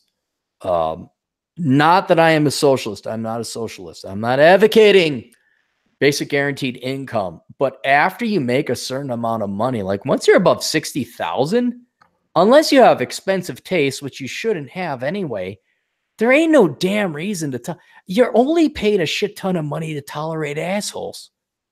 That's the only way I can figure it, and to tolerate hypocritical, contradictory bullshit. And for once, I'll have to agree with the millennials. They kind of got it right, telling the baby boomers and Gen Xers to fuck off. No, they're right to eschew corporate America. They're absolutely right. They're absolutely right. Yeah. Now, I want to go live in the basement of my mother's or my great grandmother's and never see the light of day, but yeah, I mean, my 2 cents is I don't think it's worth it. I wouldn't. You could. I don't know if you could pay me enough. Because like you and I are gonna die at like 79 anyway. I'd rather go golf and have fun and relax rather than try and be fucking making partner over at Grant Thornton. What are the big four again? Pete Marwick. No, it's not Pete Marwick. I told you what it was KMPG, the other day. no, KPMG. KPMG. Grant Thornton? No, not Grant Thornton. No, that's outside the big four. I got a job offer with them years ago. Come on, God, there's three more. Well, wait, are you asking me or you? Yeah, I want to test your knowledge. KMPG, KPMG, Price Waterhouse Coopers and Lybrand, PwC. Right. It's only Price Waterhouse Coopers now. They merged. Is Anderson Accounting still a thing? No, they were part of the whole Enron scandal. They're long gone. Yeah, they're long gone. All right, so Pete Marwick, KMPG. KPMG, whatever. I'm not gonna meet these freaks.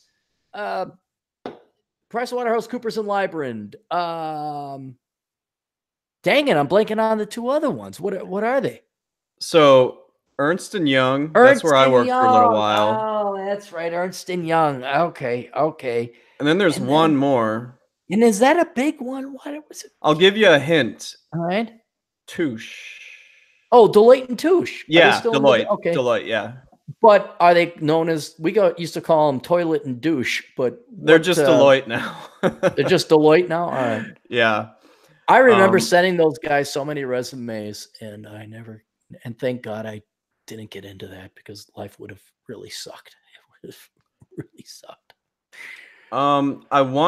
So we got a bunch of super chats, but this one is actually for you. This is Bacon asking for $2.27. Send you more shekels, aren't I? I'm gonna have to give you. Yeah.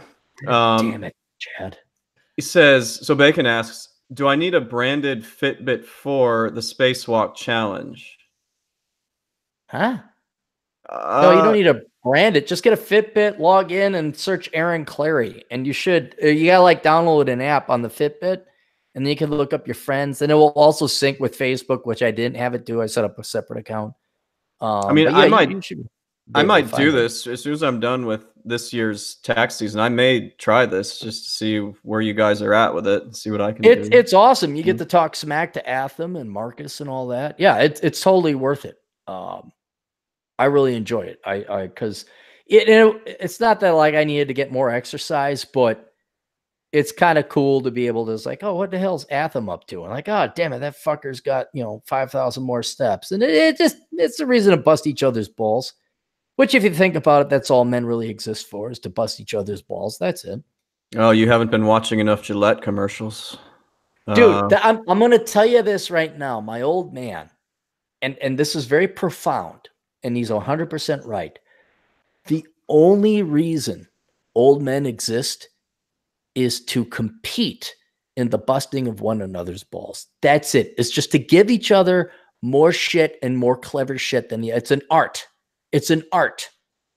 And when I was like golfing one time, I come up upon these three old guys, and they're like, "Hey, do you want to join us?" I'm like, "Sure." And the old 81-year-old vet, I'll never forget him, 81-year-old vet. He's like, "What's your name?" "Aaron." He says, "Steve." I said, "No, Aaron." He says, "Mike." And I'm realizing, oh, he's fucking with me. And then even before I'm lining up my shot, the guy says, "So did you hit puberty yet?" And it's that's what guys do. That's exactly what the point and purpose of guys is. There was this great cartoon I saw one time where it showed the two boxes above. It showed a bunch of dudes, and they were like, "Later, fucktard, later, loser," and then homo, and then the next box, they're like, "He's a cool guy, isn't he?" They're like, "Yeah."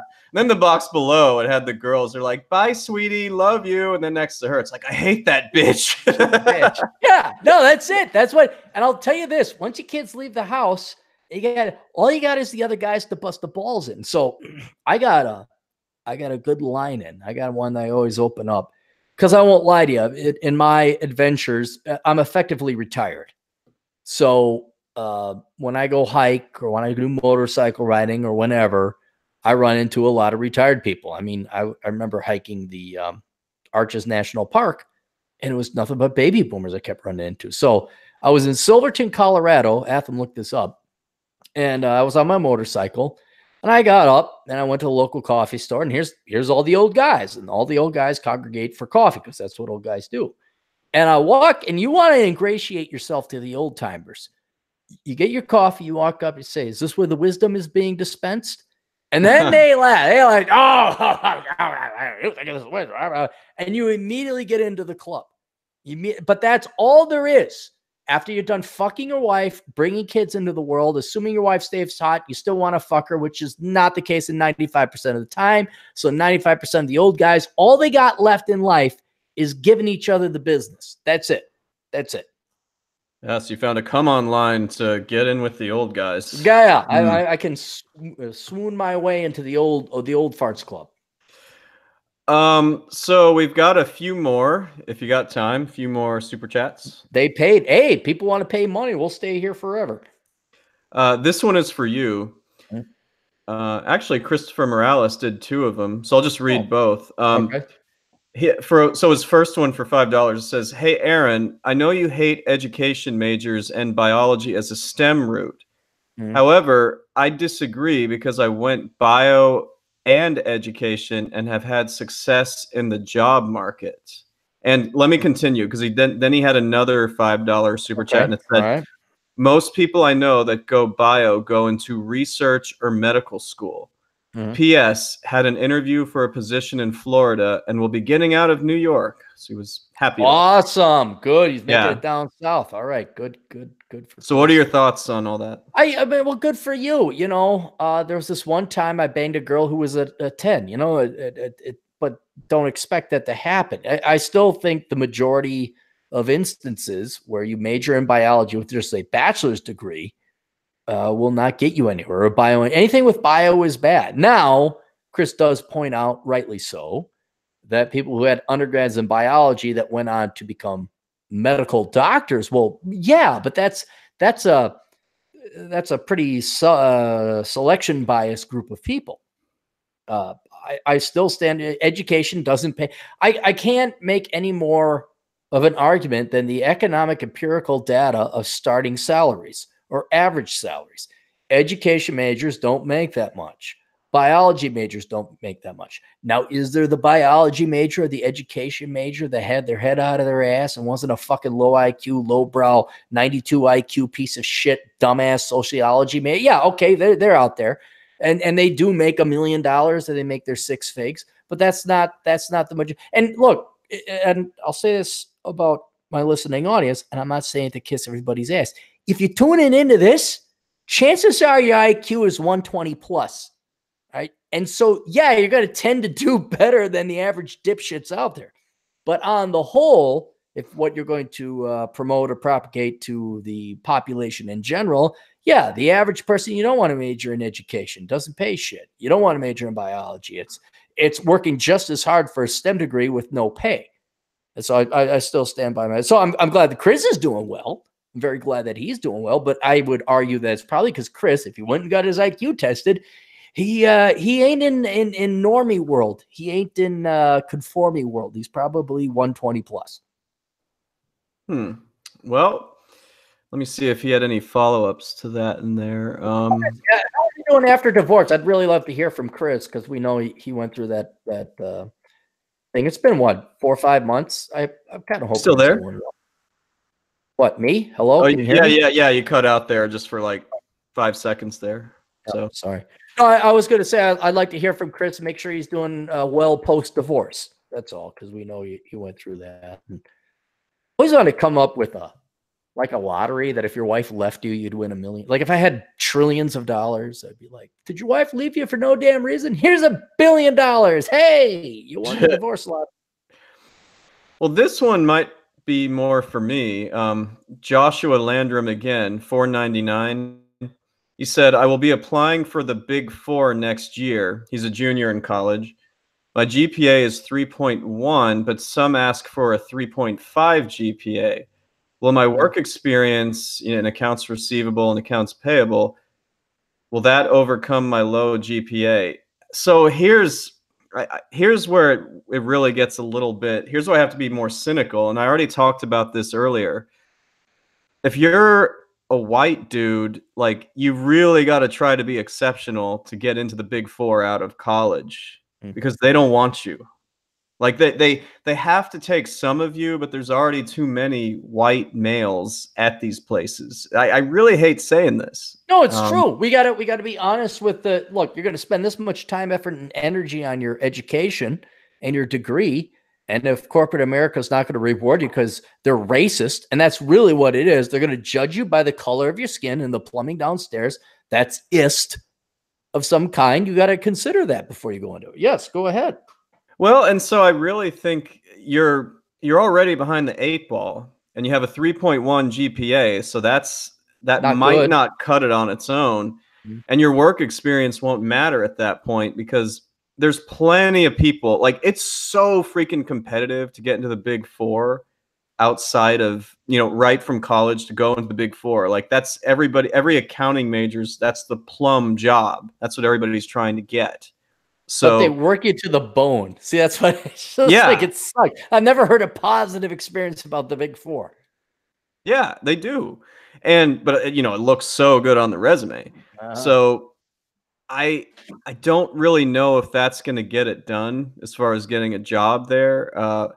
Keep working hard, because even if you don't get with the Big Four, there's plenty, like Grant Thornton. There's a lot of other companies that aren't. Regional. Yeah, and they're not, and plenty of public accounting positions. They're not quite as militant about the diversity quotas either. I mean, it's still corporate America, so it's going to be an issue, but it shouldn't be Big Four or bust for you, is all I'm saying. It's fine if you don't get into the Big Four. You a 3.1. Come on, let's admit it. You can get that up. Well, he's a junior, so he has. Well, he's okay. He's got a year and a half left. Then a 3.1 is inexcusable. Accounting's not hard. It's boring. It's mundane. Well, taking the courses, dude, it can be really hard to get top grades in accounting because the courses, yeah, the testing is pretty hard with those. Like, they're hard classes. I'm not saying that it's not that it doesn't take a lot of, it's not nuclear physics. I mean, I aced all my accounting classes, or all the classes I aced. I just, it's rules. It's maybe complex and mundane and tedious rules, but it's rules. You can follow it. He's got to get his GPA up. That's he does. He's mailing it in. He's fucking mailing it in. Don't get the 3.0 of today is like the 1.6 of a generation ago. I unless you're 3.5 or above. I mean, does anyone even get below a 3.0 nowadays? Doesn't everybody get A's and B's? I mean, a 3.9 would be straight A's, a 3.8 would be B's, a 3.7 would be C's, and a 3.5 would be D's. I didn't even know if you were allowed to go below a 3.0 anymore. I have no idea how they do stuff anymore. When they changed the SAT scores, I got all screwed up in terms of how that works. Yeah, because remember how it used to be out of what, 1,600? What is it now? I don't even know what my SAT score was.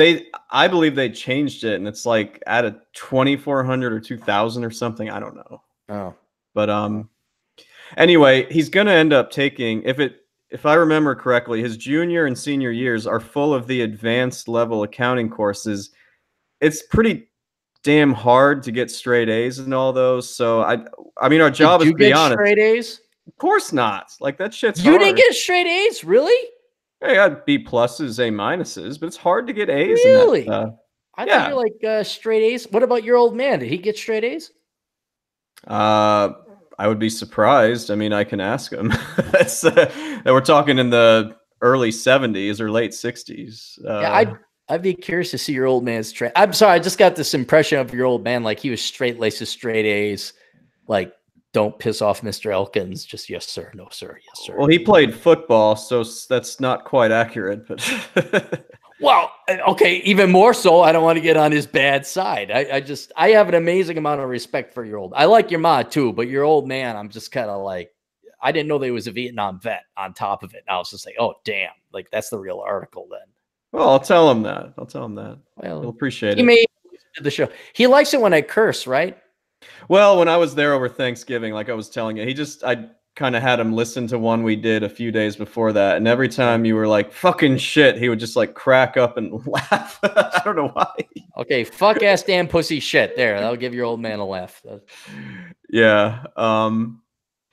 But anyway, there's more super chats. Were we done with this one? Did you have any other Yeah, thoughts? yeah, no, that's that. I just want to bust him for not having a good GPA. That's all.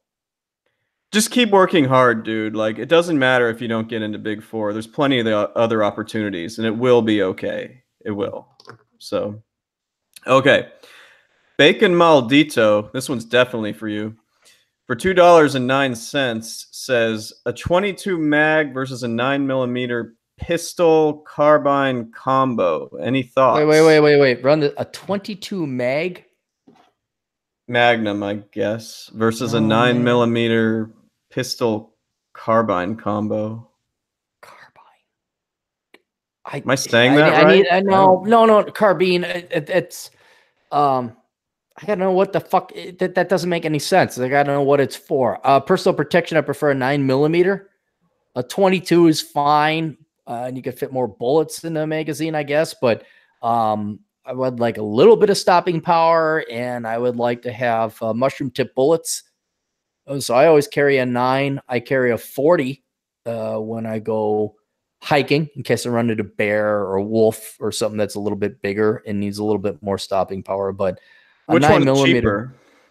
Well, it really depends on the gun. I don't know. I mean, it really just if you're talking about personal protection, just get a 9mm hollow tip bullets or mushroom bullets or frag bullets. That is the best.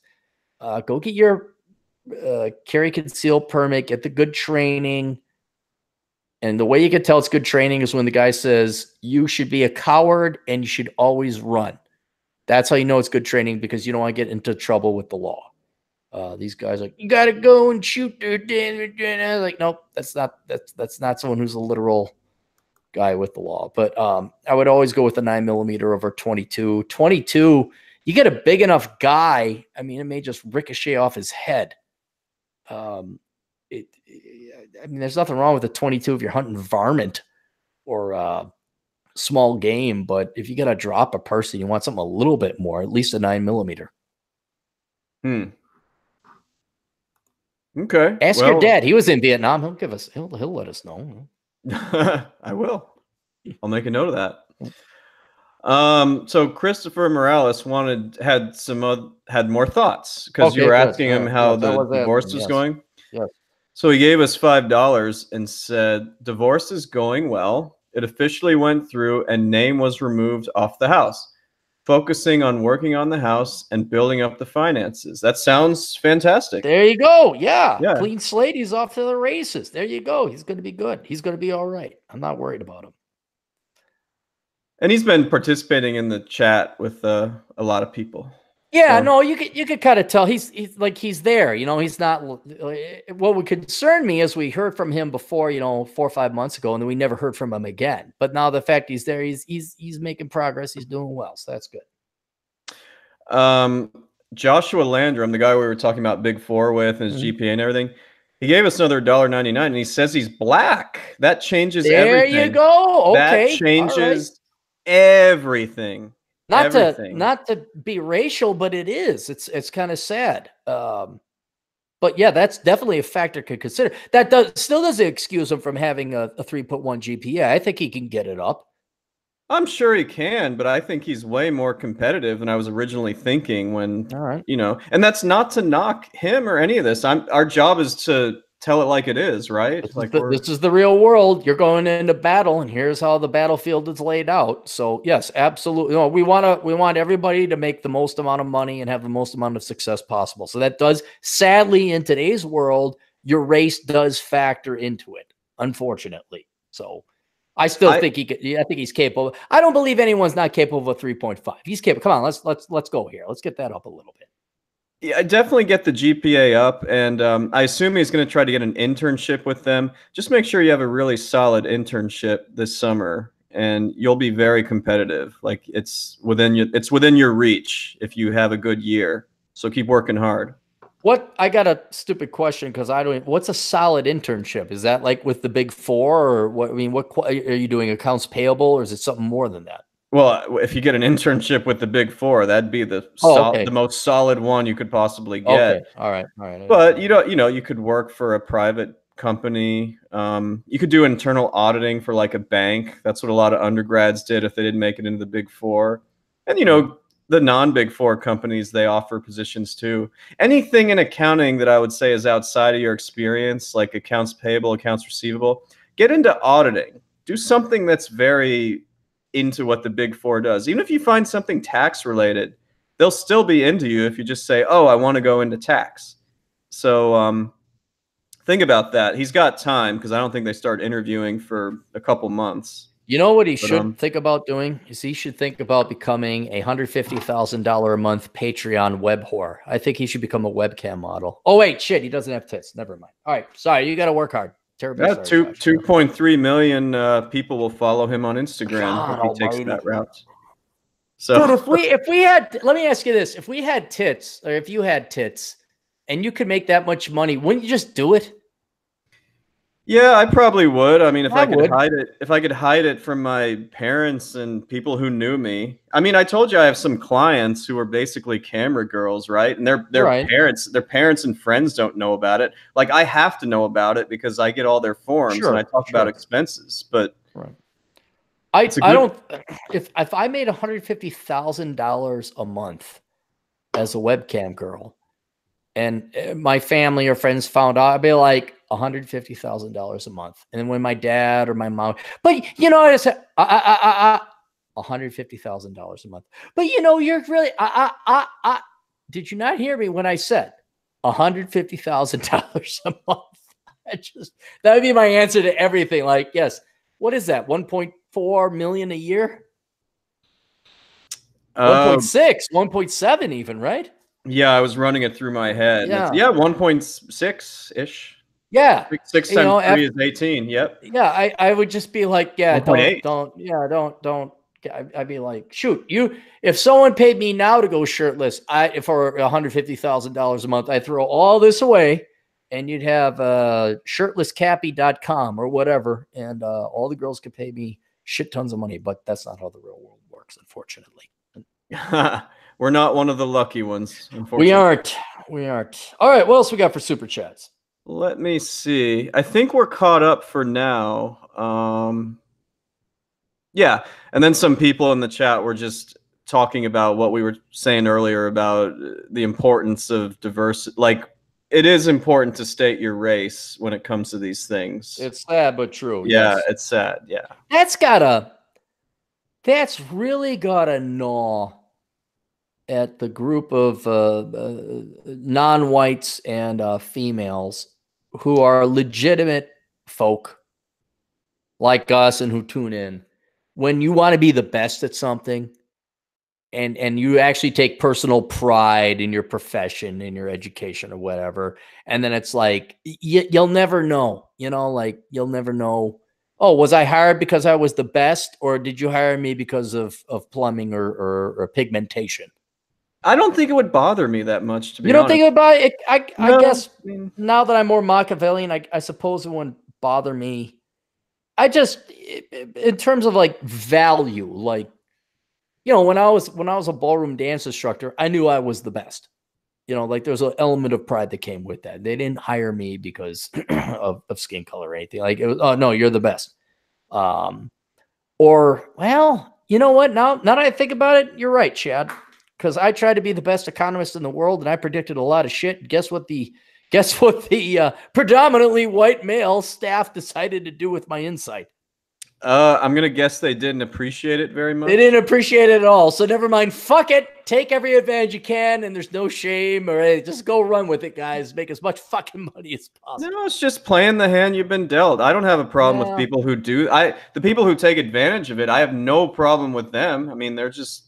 No, they're totally playing. Yeah. No, I understand. I just, maybe in a younger time or a more idealistic time, I would have liked to know, like, no, you are the best accountant. We hired you because you're the best. Because then that speaks personally to you. But if the baby boomers and Gen Xers are going to run these rules and make it like that, it's kind of like, yeah, you got to put food on the table. And honestly, your career is just to make money. It's not a reflection upon your actual value. That's if you raise family and kids or have a loved one. That's where the real value of being a human comes in. But it just, there was the sacrificing of excellence for fucking traits kind of pisses me off still on a fundamental level. It really kind of pisses me off. Well, luckily you and I never have to worry about that ever again. Nope. And in another 30 years we'll be dead, so it really won't matter. It won't matter at all. So we at least we got here, you know. T Zoob for $2 Canadian. I don't really understand. He goes, pursue MBA for high pay, ? And then he says, oh, civil engineering undergrad. Okay, it said civing. So I'm like, what does that mean? So he's a civil engineer undergrad, and he's asking, should I pursue an MBA for high pay? Clarey, we don't like MBAs. We don't like MBAs. They're not real people. Yeah. They're inferior people. They're sadly in the 90 IQ division. Can you see my shirt? What does that say? I can't see your shirt. Hang on, let me look you up. Where'd you go? Oh, Notre Dame. That's where you got your MBA. And you didn't, and that's a legit school. You didn't like that. Yeah. Oh, MBA. Look at that. It's very legit. I mean, it was good for the networking I did. It helped me grow my practice and everything. And, you know, it did help me get maybe an interview or two, but I cannot agree that you should get an MBA unless you know exactly why you're going to get it. Like, you have to know what you're going to go into, whether it's going back to the same company, but on a managerial level. You have to know you want to go into consulting. In my case, I had to have the master's because I hadn't quite completed all my CPA, you know, requirements to be a CPA. A lot of people just go there and they don't know why they're there. Next thing you know, they're 100K in debt. They have no job. Then what do you do? I would say the only way an MBA is worth it is if your company is offering you a higher paying job and they pay for it. And this is very key. They're going to pay you an hourly wage to go attend and get your MBA class. Because usually you're in your 30s or something, you're going to do family formation. They're basically taking your time away from your family and your personal life. And a lot of people, oh, they pay for my tuition. Well, fuck that shit. You can get an MBA online for pretty damn cheap and it'll be accredited. If these employers are all that, they got that much of a hard on for fucking MBAs, well, then not only can they pay for it, those motherfuckers can pay you for your time as well. And I'd be charging $50 an hour for study time, commute, sitting in the goddamn class. The MBA is, but it's effectively completely worthless. I got to tell you, nothing you're going to learn in an MBA that has any kind of fucking value. None. It's just a hurdle. It's a shit test from your employer to see if you're going to be a good corporate man and jump through the fucking hoop. No, you're absolutely right about that. And what I was going to tell you real quick was the one guy who did it. You would love this guy because he did it 1,000% right. He worked for Boeing. Okay. He was out in Seattle, and Boeing basically said, go and get your MBA. We'll pay for everything. And when you come back, you'll be at some higher position, or, you know, you'll get a bump in salary. Dude basically took 2 hours off to hang out, party, drink, go to football games. Everything was paid for. And then he went back and made more. He was in no debt and he made even more money. It's like, is that not ingenious or what? That's what I'm saying. Right. That's yeah. All right. Any other super chats? Doesn't look like it. No, I think we are good. Okay. If people want to give us money, Chad, where can they go to give us money? Well, us. I cut you your percentage there. You don't worry about it. Okay, I gotta. Oh well, I mean, I didn't know if I list my stuff or your stuff because you go to Asshole Consulting, right? Well, you could go there. What about people want to hire you for tax season and you're actually a good tax client? You're not going to file extensions and all that. Where can people find you? Well, at this point, you'd have to have a corporation. But if you go to elkinscpa.com, you can find me there. And I got a couple of books on Amazon. You can look for them. The Elkins 2019 Tax Guide. Clarey, thank you for your nice review. Thank you. No problem. No. Yep. I didn't want your dad feeling bad. I felt kind of bad. I was like, God dang. Yeah, some troll left a 1 star and just... a shitty ass fake review. That's what pissed me off about it. And then if you did want to help out the podcast, you can go to olderbrother.com/donate, even though this isn't the Older Brother podcast, this is the Clarey podcast. But that's where all the donation shit and sites are there. You can go olderbrother.com/donate. You can give money to Patreon in which case, Chad, what do they get? What do they get? Like, what's the Nothing. percentage now? Oh, nothing. I thought Nothing. I thought you meant Patreon takes like X amount out of it. Well, yeah, that's they take 13%, but you get 13? nothing. Yeah, you get nothing. If you go and click on the PayPal link, what do you get? PayPal, you get nothing unless Nothing. you ask for. You Well, get yeah, absolutely nothing. maybe they're paying you for asshole consulting or something. I got a $500 donation today. What? From who? Yes. It was a client. I guess I served him right beforehand, and he says he had a question. And I said it was rather more involved. I said, okay, it's going to be $150. He paid me $500 and said, thank you. You've helped me out in the past before. I'm like, dude, I can totally refund you this. It's like, no, it's okay. It's cool. I'm like, okay. But he's not going to, well, he'll get the consulting out of it, but he overpaid. But anyway, so PayPal and Patreon, you get nothing. But where do you get something? Where do you get something in exchange that doesn't cost you anything extra? Well, that's like, sharing, and subscribing, I would imagine. Well, that too. But what is the number one way that I think people should give me money? I don't know. This is so. Where have you been? What do you ever shop online, Chad? Oh, you're talking about that. The Amazon affiliate program. You just have to go to olderbrother.com/donate, and then you're not even donating. You click on the Amazon link there and you do all your Amazon shopping online through my Amazon affiliate program. I get a 6 to 7% commission or cut. And does it cost them anything extra? Costs them nothing extra. Nothing. You're going to get the exact same thing at the exact same price you had before. I just get a commission for driving traffic to Amazon site. So that's it. That's how people can help. So, all right, we're clearing the super chats. Yep. No, nothing else there. Yep. Wonderful. Well, thank you very much, Chad, for coming on the show. I think I'm going to go and hike and walk and do a little exercise and beat Space Anthem. And then I think I'll be coming back to the Twin Cities. Maybe we'll meet up and rendezvous after your busy season this year. All right. You're not going to stay there the whole time again? No, I kind of missed the GF and my nieces actually. So I'm going to go back for a week and then I'll probably fly back out and avoid the below zero temperatures, because this year I might actually avoid all below zero temperatures. Well, if you're coming next week, you might not be avoiding them anymore. So just do this carefully is all I'm saying. It's not until the January 31st I fly back to the Twin Cities. So I think I will avoid all the below zero temperatures, but you never know. It might drop below zero in February. All right. Shitty week coming up next week. That's all I'm saying. Sounds good. All right. Man. We'll see you guys later. Toodles. See ya. Cool. Thanks, Chad. I'll catch up with you later. All right. You got it. See you, dude. All right. Bye.